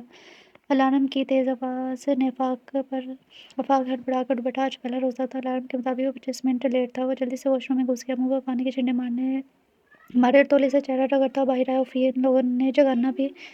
ان لوگوں کو تو جگانا بھی عذاب ہے، آج پہلی ہی سحری لیٹ ہوگی۔ وہ باہر جانے لگا تو کسی چیز سے ٹھوکر لگی اور زوفی کے جوتے تھے۔ یکدم آفاق کا سویا ہوا دماغ جاگ گیا۔ اس نے اپنے بستر کی طرف دیکھا جہاں اس کے ساتھ کمرہ شیئر کرنے والا دوسرا وجود نہیں تھا۔ وہ اس کے منہ سے اطمینان بھری سانس نکلی اور ساتھ ہی اس نے بھی پچھلی رمضان والی پیریڈ یاد آ گیا۔ سحری بنانا، ساتھ بھائیوں کو جگانا، پھر برتن سمیٹنا، لیکن آج وہ خود کو بہت ہلکا پھلکا محسوس کر رہا تھا۔ اتنے میں دروازہ کھلا اور زوفی اندر داخل ہوئی، لیکن اسے جاگتا پا کر دروازے پر ہی رک گئی تھی۔ وہ آپ جلدی سے، آج سحری کے لیے بہت کم رہ گیا ہے، وہ کہہ کر واپس بھاگی تو اپنے بال ہاتھوں سے درست کرتا نیچے آ گیا۔ حیرت کا جھٹکا لگا جو سب ٹیبل پر موجود تھے، شہریار اور عزیز بھی، اور بالکل فریش موڈ میں۔ یہ وہ تھے جنہیں سحری سے 5 منٹ پہلے سحری کا خیال آتا تھا، اور آج سب لوگ موجود تھے۔ ارے واہ، آج تو بڑے بڑے لوگ بھی نظر آ رہے ہیں، وہ جو مردوں سے شر لگا کر سویا کرتے تھے۔ کرسی کی سیٹ پر بیٹھتے ہوئے آفاق بولا تو سب کے چہروں پر مسکراہٹ پھیل گئی۔ جب جگانے والے اتنے اچھے ہوں تو پھر شرط چھوڑنی پڑتی ہے۔ عزیز سے پراٹھے لاتی ہوئی زوفی کو دیکھ کر مسکرا کر بولا۔ آفاق کی نظریں بھی زوفی کی طرف اٹھی تھیں۔ صرف ایک لمحے کے لیے اس نے سوچا، اگر وہ ہائی سوسائٹی کی اپنے جیسی ہی لڑکی سے شادی کرتا تو کیا وہ یہ سب کرتی؟ یہ سب اس کی طرح خوش ہوتے اس بات کے 50-50 چانس تھے اور 50% رسک بھی تھے۔ اگر اس گھر کی بڑی بہو ایسی ویسی آ جاتی تو ممی جاتے جاتے بھی میری زندگی بنا گئی تھی۔ اس نے مسکرا کر سوچا تھا ہم بھائی کیا بھابھی کو پہلی دفعہ دیکھ رہے ہیں؟ شہریار نے آفاقی آنکھوں کے سامنے ہاتھ لہرایا تو شہراز صاحب کے سامنے ایسی بات پہ وہ چھپ گیا تھا۔ شہراز صاحب کو بھی خوشگوار سے حیرت ہوئی، پھر خوشی بھی ہوئی، اور نہیں تو وہ اور کیا کہتا۔ اس نے تو اس کے بارے میں سوچا ہی پہلی دفعہ تھا۔ بھائی سحری کے لیے تھوڑا ہی ٹائم بچا ہے، یہ سوچ وچار پھر کر لیجیے گا، عزیز بولا تو وہ اپنے سامنے پڑے کھانے کی طرف متوجہ ہو گیا۔ عزیز کے سسرال والوں نے ہاں کر دی تھی۔ اب ان سب کا ارادہ آخری اشرے میں منگنی کرنے کا تھا، اور منگنی کرنے کا تھا۔ افطاری میں ابھی کچھ وقت تھا۔ عمیر، عزیز اور قاسم کی چھٹیاں تھیں۔ سب زوفی کے ساتھ روزانہ شاپنگ کے لیے جاتے تھے۔ تین دلہنوں کی شاپنگ کرنی تھی۔ بیچاری زوفی گھر اور بازار کے بیچوں گھن چکر بن کے رہ گئی تھی۔ معروف کا تو شاید اب رخصت ہو کر ہی آنے کا ارادہ تھا، ایک بھی چکر نہیں لگایا تھا اس نے رمضان میں۔ آج دلہنوں کے لیے منگنی کے جوڑے لینے تھے۔ اوہو، تم لوگوں کو بھی بس ایک ہی جیسی ہی چیز پسند آتی ہے، کم از کم کلر ہی مختلف لے لو۔ زوفی سے غلطی ہوگی کہ اس نے دونوں کو اپنی اپنی دلہن کے خود سے جوڑے پسند کرنے کا کہہ دیا تھا۔ اب دونوں کو ایک ہی جوڑا اور کلر پسند آیا تھا، اور زوفی نے اپنا سر پیٹ لیا تھا۔ بھابھی یہی کلر فائزہ کا فیوریٹ ہے نا؟ عزیز نے بتایا تو عمیر فوراً اپنی پسند سے درست دستبردار ہو گیا تھا۔ زوفی نے ویسا ہی جوڑا دوسرے کلر میں بھی لے لیا۔ کمبائن منگنی کے لیے ہال بک کروایا گیا تھا۔ افطاری کے بعد ذرا لیٹ فنکشن تھا۔ شادی کے بعد وہ آج پہلی دفعہ تیار ہوئی تھی، اسی گرین اور براؤن کلر کے خوبصورت سی نگینوں والے سوٹ میں۔ ہلکا پھلکا میک اپ اس نے فنکشن کے لحاظ سے کیا تھا۔ سائڈ سیمانگ نکال کے اس نے بالوں کو پیچھے کر کے کھلا چھوڑا تھا۔ اندر آتا آفاق ٹھٹک کر رک گیا تھا۔ اسے آج معلوم ہوا تھا کہ زوفی کے بال اتنے لمبے ہیں۔ اس کے اندر آتے ہی وہ باہر چلی گئی۔ ہر لحاظ سے مکمل ہے، پھر مجھے کس بات کا احساس کمتری ہے؟ پڑھی لکھی ہے، بات کرنے کا ڈھنگ آتا ہے، ہر بات میں موجود ہے، ہر بات اس میں موجود ہے جو اچھی شریک حیات میں ہونی چاہیے۔ پھر وہ کیا چاہیے مجھے؟ کس چیز کا انتظار ہے مجھے؟ اگر اس کی جگہ کوئی اور ہوتی تو جو یہ رویہ میں نے اس کے ساتھ اپنائے رکھا ہے، اس پر زمین آسمان نہیں کر دیتی، مگر یہ تو وہ سر پکڑ کر بیٹھ گیا تھا۔ رسم کے لیے دونوں دلہوں کو اسٹیج پر لایا گیا تھا، اور اسٹیج پر آ کر بت بن گئے تھے۔ ٹکر دونوں دلہنوں کو دیکھنے لگے۔ کیا بات ہے بچوں، آج یہیں پوری رات گزارنے کا پروگرام ہے؟ آفاق پیچھے سے آ کر بولا، ہو سکتے سے باہر مگر وہ دونوں ایک ساتھ بول رہے تھے۔ اپنی شکلیں دیکھی ہیں کبھی آئینے میں؟ شہریار نے کہا تھا جب تم دونوں ہو سکتے ہو تو یہ نہیں ہو سکتی، دوسرے پر پابندی ہے کیا؟ قاسم نے کہا تھا دونوں کھڑے سب لوگ بے اختیار کہہ لگانے میں مجبور ہو گئے، کیونکہ وہاں بیٹھی دونوں دلہنیں بالکل ایک جیسی تھی جیسے دونوں بھائی۔ یہ زوفی بھائی کی پلاننگ تھی، فہد نے کہا، لیکن یہ ایک مسئلہ ہے، اب کیسے پتہ چلے گا کہ فائزہ بھابھی کون سی اور عائزہ بھابھی کون سی؟ کہیں دلہنیں بدل نہ جائیں۔ عاصم کی اپنی پریشانی تھی، اور یہ تو ہمیں معلوم ہے۔ وہ دونوں خوشی سے بولی اور جا کر اپنے دلہے کے پاس بیٹھ گئی۔ ارے تم لوگوں کو کیسے پتہ چلا؟ فہد نے حیرت سے پوچھا تو سب باقی بھی حیران ہوئے تھے۔ زوفی بھابھی کی مہربانی سے ہم نے مل کر ہی اپنی پسند کی منگنی کے جوڑے لیے تھے، عزیز نے کہا۔ منگنی کی رسم کے بعد سب لوگ ادھر ادھر ہو گئے تو فائزہ اور عزیز باتوں میں لگ گئے تھے، جبکہ عمیر سوچ رہا تھا کہ نہ جانے عائزہ کون تھی اور فائزہ کون، اور اسے جو پسند تھی وہ فائزہ تھی یا پھر شکل چاہے ایک جیسی ہی تھی مگر ایک خلش سی تھی۔ وہ اسی خیال میں تھا جب کسی نے اس کی بازو پر چٹکی کاٹی۔ اس نے چونک کر اپنے پہلو میں بیٹھی ہوئی منگتے کو دیکھا۔ زبردستی کی ہے کسی نے جو سڑے ہوئے بیگن جیسا منہ بنا کر بیٹھے ہو؟ اگر ایسا ہی تھا تو وہ یونیورسٹی میں کیا بکواس کر رہے تھے؟ ہاں بولو۔ عمیر آنکھیں پھاڑے عائزہ کو دیکھ رہا تھا۔ ہاں بالکل وہی انداز، وہی باتیں تیز مرچی۔ وہ بڑبڑایا، اب ایسے آنکھیں پھاڑ کر کیا دیکھ رہے ہو؟ نظر لگاؤ گی کیا؟ عائزہ کو غصہ آ گیا تھا۔ یاہو، وہ ایک دم اچھل کر کھڑا ہو گیا۔ ارے وہ بیچاری گھبرا کر سر جھکا بیٹھی تھی۔ فائزہ اور عزیز نے بھی گھبرا کر اس کی طرف دیکھا۔ اس وقت اس پر کیا دورہ پڑا ہے؟ کیا ہوا؟ عزیز نے پوچھا مگر وہ اسٹیج سے اتر کر دوڑتا ہوا تھوڑی دور بیٹھی زوفی کے پاس گیا جو اسے دیکھ کر مسکرا رہی تھی۔ بھابھی آپ کو معلوم تھا نا؟ وہ بچوں کی طرح خوش ہو رہا تھا۔ بالکل، مگر تمہارے بقول اس لڑکی کی تو زوفی نے جان بوجھ کر جملہ ادھورا چھوڑا تھا۔ ویسے اگر تم تصویر دیکھ لیتے تو تمہیں سارے سوالوں کے جواب مل جاتے، مگر واپس آتے ہی سب سے پہلے ان دونوں نے وہ تصویر والا لفافہ تلاش کیا، اور تصویر دیکھ کر دونوں نے ہی سر پیٹ کر رہ گئے تھے۔ کیا تھا اگر پہلے ہی دیکھ لیتے؟ عزیز نے عمیر سے کہا۔ وہ تصویر دونوں بہنوں کی تھی جس میں وہ ہنس رہی تھی۔ تصویر کے ساتھ ایک خط بھی تھا، ڈیئر ٹوئنس، دونوں کو اپنی شکلوں کی بدولت بیوقوف بنانے والوں کیسا لگا؟ خود بیوقوف بن کر ہماری ایک کزن نے ہمیں پہلے ہی تم دونوں کے متعلق وارن کیا تھا، سو اس دفعہ تم لوگوں کی چال تم پر ہی الٹ پڑ گئی۔ تم لوگوں کے بچانے کے لیے اس نے ایک نشانی بھی بتا دی تھی، عمر کی پیشانی پر تل اور عزیز کی ٹھوڑی پر۔ خیر کیسا لگا؟ خود اپنے ہی دام میں آ کر فائزہ اور عائزہ خط پڑھ کر وہ دونوں ہی اپنے سر پر ہاتھ پھیر کر رہ گئے تھے۔ یہ تو واقعی ہمارے ساتھ ہو گیا۔ उमर बोला तो अज़ीज़ ने भी इसकी तायद की। आज 27वीं शब थी, सब इबादत करके सो रहे थे। सिवाय ज़ोफ़ी और फ़हद के, दोनों ही अपने कमरों में अभी तक इबादत में मसरूफ़ थे। ज़ोफ़ी ने दवा के लिए हाथ उठाए थे, मगर इसकी समझ में नहीं आ रहा था वो माँगे तो क्या माँगे। इतना कुछ तो इसे मिल गया था सिवाय या अल्लाह तू दिलों का हाल बेहतर जानता है, तू सब जानता है। जो दुआ मेरे दिल में है मगर मेरे लबों पर नहीं है आ रही। अल्लाह तू तो वो भी सुन लेता है। इधर फ़हद के लबों पर भी कुछ ऐसी ही दुआ थी। अल्लाह मेरी ज़िम्मेदारी थी, मैंने अपनी ज़िम्मेदारी निभाने में कोताही की। अल्लाह तेरे बाद इस दुनिया में सिर्फ़ मैं ही इसका सहारा था। मैं ऐसे ही भूल गया था, इसे बीच राह में छोड़ दिया। या अल्लाह एक दफ़ा वो मुझे दोबारा मिल जाए, मैं अपनी सारी ज़िम्मेदारी निभाऊँगा। या अल्लाह सिर्फ़ एक बार मुझे उसे मिला दे। आप ही अपने इस छिछोरे देवर को समझा दो वरना मैं इसका सर फाड़ दूँगी। आज चाँद रात थी, थोड़ी देर पहले वो लोग मारूफ़ को लेकर आए थे क्योंकि ईद की छुट्टियों की वजह से हॉस्टल खाली हो चुके थे। इसके साथ इसकी रूममेट भी आई थी जो कि अब इसकी गहरी सहेली बन गई थी। इस वक़्त लॉन्च में मारूफ़ का ही सामान बिखरा हुआ था। परसों इसकी रुखसती थी। शहरयार अभी बाहर से आया था और यहीं लॉन्च में डर गया था। लो भाई उमर देख लो, आज तुम्हारी ख्वाहिश के मुताबिक ईद की तैयारी भी हो गई है, चूड़ियाँ, मेहंदी वगैरह वगैरह। शहरयार ने मारूफ़ पर नज़र जमाए हुए कहा, भाभी आपने ईद के कैसे कपड़े लिए हैं? कासिम ने अचानक ज़ोफ़ी से पूछा तो ज़ोफ़ी घबरा गई। जब आफ़ाक़ समेत सब इसकी तरफ आए, वो मेरे इतने सारे नए सूट पड़े हैं इसलिए मैंने नहीं लिए। जी हमें पता है आपका यही जवाब होगा, किसी को आपका ख़्याल ही नहीं है, इसलिए हम सब भाइयों ने आपके लिए ईद की शॉपिंग की है। मैंने कहा इसका राज़ किसी पर भी नहीं था। आफ़ाक़ ने चौंक कर ज़ोफ़ी की तरफ देखा, यानी इसे सबको बताया हुआ था सब कुछ। भाभी की तरफ क्या देखते हैं, हमें नज़र नहीं आता क्या? शहरयार ने कहा तो शर्मिंदा हो गया। इतने में आसिम और कासिम भी कुछ पैकेट उठा लाए थे। ये ले भाभी, ये हमारी तरफ से आपके लिए ईद का गिफ्ट। उन्होंने वो सारे पैकेट ज़ोफ़ी के सामने ढेर कर दिए। खूबसूरत सा सूट, मैचिंग सैंडल, चूड़ियाँ, ज्वेलरी और वो भी न जाने क्या-क्या कुछ था, उठा लाए थे वो। ज़ोफ़ी की आँखें इतनी मोहब्बत पर भीगी थी, अभी वो कुछ कहना चाहती थी कि शहराज़ साहब अपने कमरे से निकले। अरे तुम लोग यहाँ क्या कर रहे हो? जाओ अपने कमरों में, खबरदार बगैर किसी ज़रूरत के अपने कमरे से बाहर निकले। उन्होंने शहरयार को झाड़ा था। शहरयार मुँह बनाकर ऊपर जाने लगा तो मैंने से मुँह चढ़ाया। इतने में फ़हद बाहर आया, वो शक्ल से ही थका हुआ लग रहा था। तुम फ़हद की राना से सोफ़े के कोने पर चुपचाप बैठी लड़की पे पड़ी जो इर्द-गिर्द से बेनियाज़ किसी और जगह ही पहुँची हुई थी। फ़हद की आवाज़ पर गड़बड़ा कर खड़ी हो गई। फ़हद को देखकर जैसे बुद्ध बन गई। फ़हद भाई, ये मेरी रूममेट है, इसका इस दुनिया में एक शौहर के सिवा कोई नहीं है। वो मर्द तो इसे भूल मर्द तो इसे भूल कर न जाने कहाँ दफ़ा हो गया है। बड़ा ही ख़बीث इंसान था।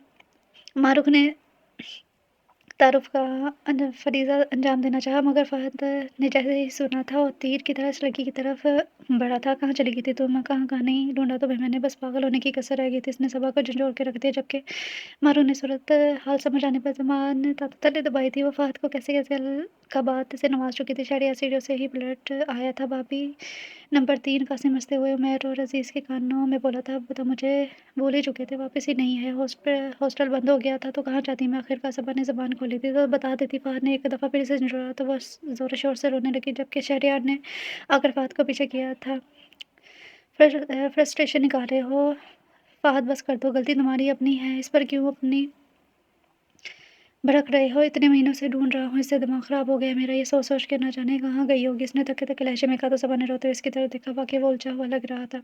चलो अब बस कर दो, जो भी हो गया ख़ैर हमारी बहू खैर-खैरियत से अपने घर आ गई है, हमारे लिए यही काफ़ी है। शहराज़ साहब ने सबा के सर पर हाथ रखते हुए कहा, तुम अब बैठ क्यों गए हो? जाओ जाकर सबा बेटी को ईद की शॉपिंग करवा कर लाओ। परसों मारूफ़ की रुखसती के साथ तुम लोगों का वलीमा भी अरेंज करते हैं। शहराज़ साहब ने मिनटों में सारा प्रोग्राम तय किया था मगर सबा ने कुछ कहना चाहा मगर फ़हद खड़ा हो गया। चले गाड़ी स्टार्ट की। वो फ्रंट डोर खोले बैठा था। इसके बैठते ही इसने गाड़ी एक झटके से आगे बढ़ाई थी। आई एम रियली सॉरी, मगर आप ही बताएँ मैं कैसे आपको बता दिए सब हालात। फ़हद की हालत देखकर सबा ना चाहते हुए भी खुद को कसूरवार ठहराकर इससे माफ़ी माँग रही थी। प्लीज़ कुछ तो बोलें। इसके मुसलसल चुप रहने पर इसने कहा था, आज इतने अरसे बाद तुम्हारी आवाज़ सुनने को मिली है। वो गाड़ी रोक कर इसकी तरफ मुड़ा था। सो तुम ही बोलती रहो ना। जी वो हैरान रह गई थी। इसे लगा था कि वो गुस्सा करेगा मगर मुझे बहुत गुस्सा था तुम पर, लेकिन तुम्हें देखते ही सब ख़त्म हो गया। सो अब सॉरी की ज़रूरत नहीं है क्योंकि गलती मेरी ही थी। सबको बता देना तो मैं बता देता तुम्हें अकेला तो फिर भी भूल जाता मगर ये शैतानों की फ़ौज भूलने ना देती। इसने हँसते हुए कहा था, वैसे मिसेज़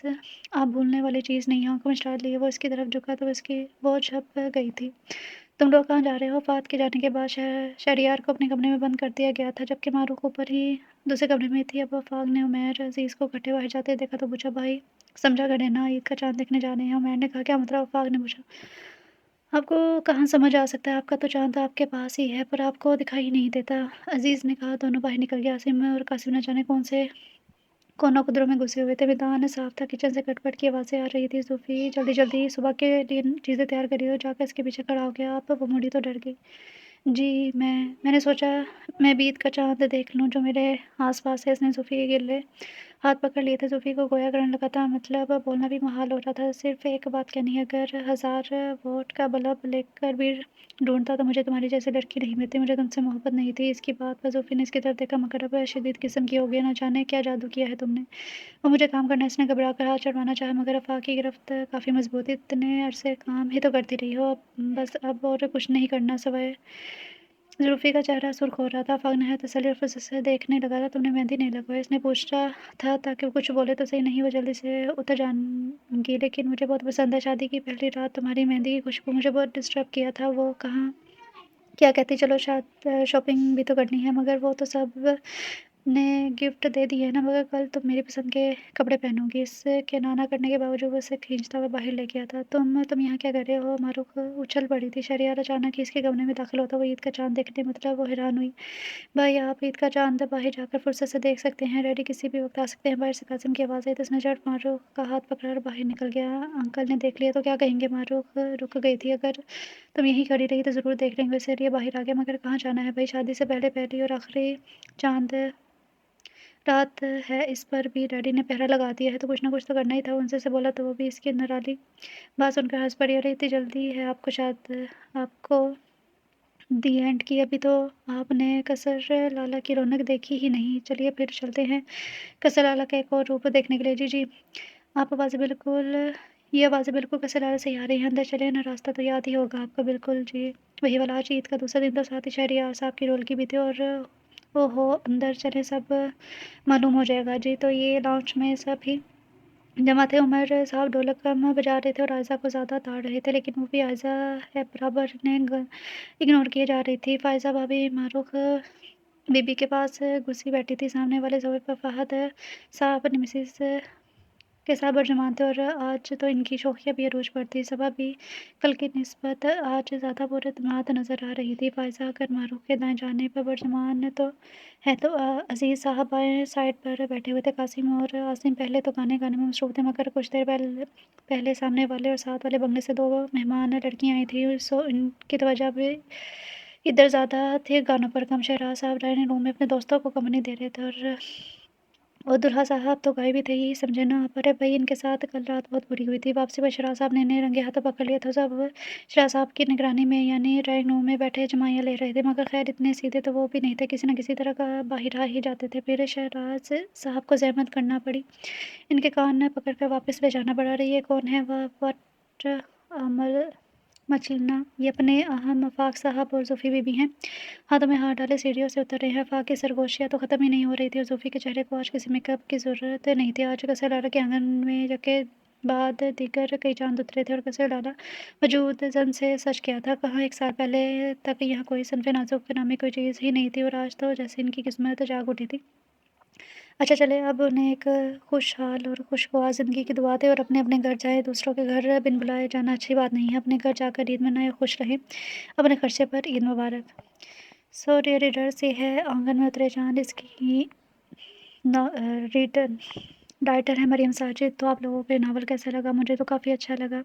پہلے میں آپ لوگوں کو ایک بات بتا دوں کہ میرا گلا ٹھیک نہیں ہے، جس کی وجہ سے تھوڑا آواز چینج آئی ہوگی، تو آپ لوگ مینیج کر لینا۔ دوسری بات کہ اس میں جو انگلش کے ورڈ تھے وہ ویڈیو بناتے ہوئے آگے پیچھے ہو گئے، اس لیے لائن کو پڑھنے میں تھوڑا مسئلہ ہوا، لیکن میں نے پوری کوشش کی صحیح سے پڑھنے کی۔ تو مجھے تو یہ ناول اچھا لگا، کیوٹ سا تھا، فنی سا، اچھا پیارا سا تھا۔ آپ لوگوں کو بھی انشاءاللہ تعالیٰ پسند آئے گا۔ ملتے ہیں کل نیو ناول کے ساتھ، تب تک کے لیے اپنا خیال رکھیں، خوش رہیں، اللہ حافظ۔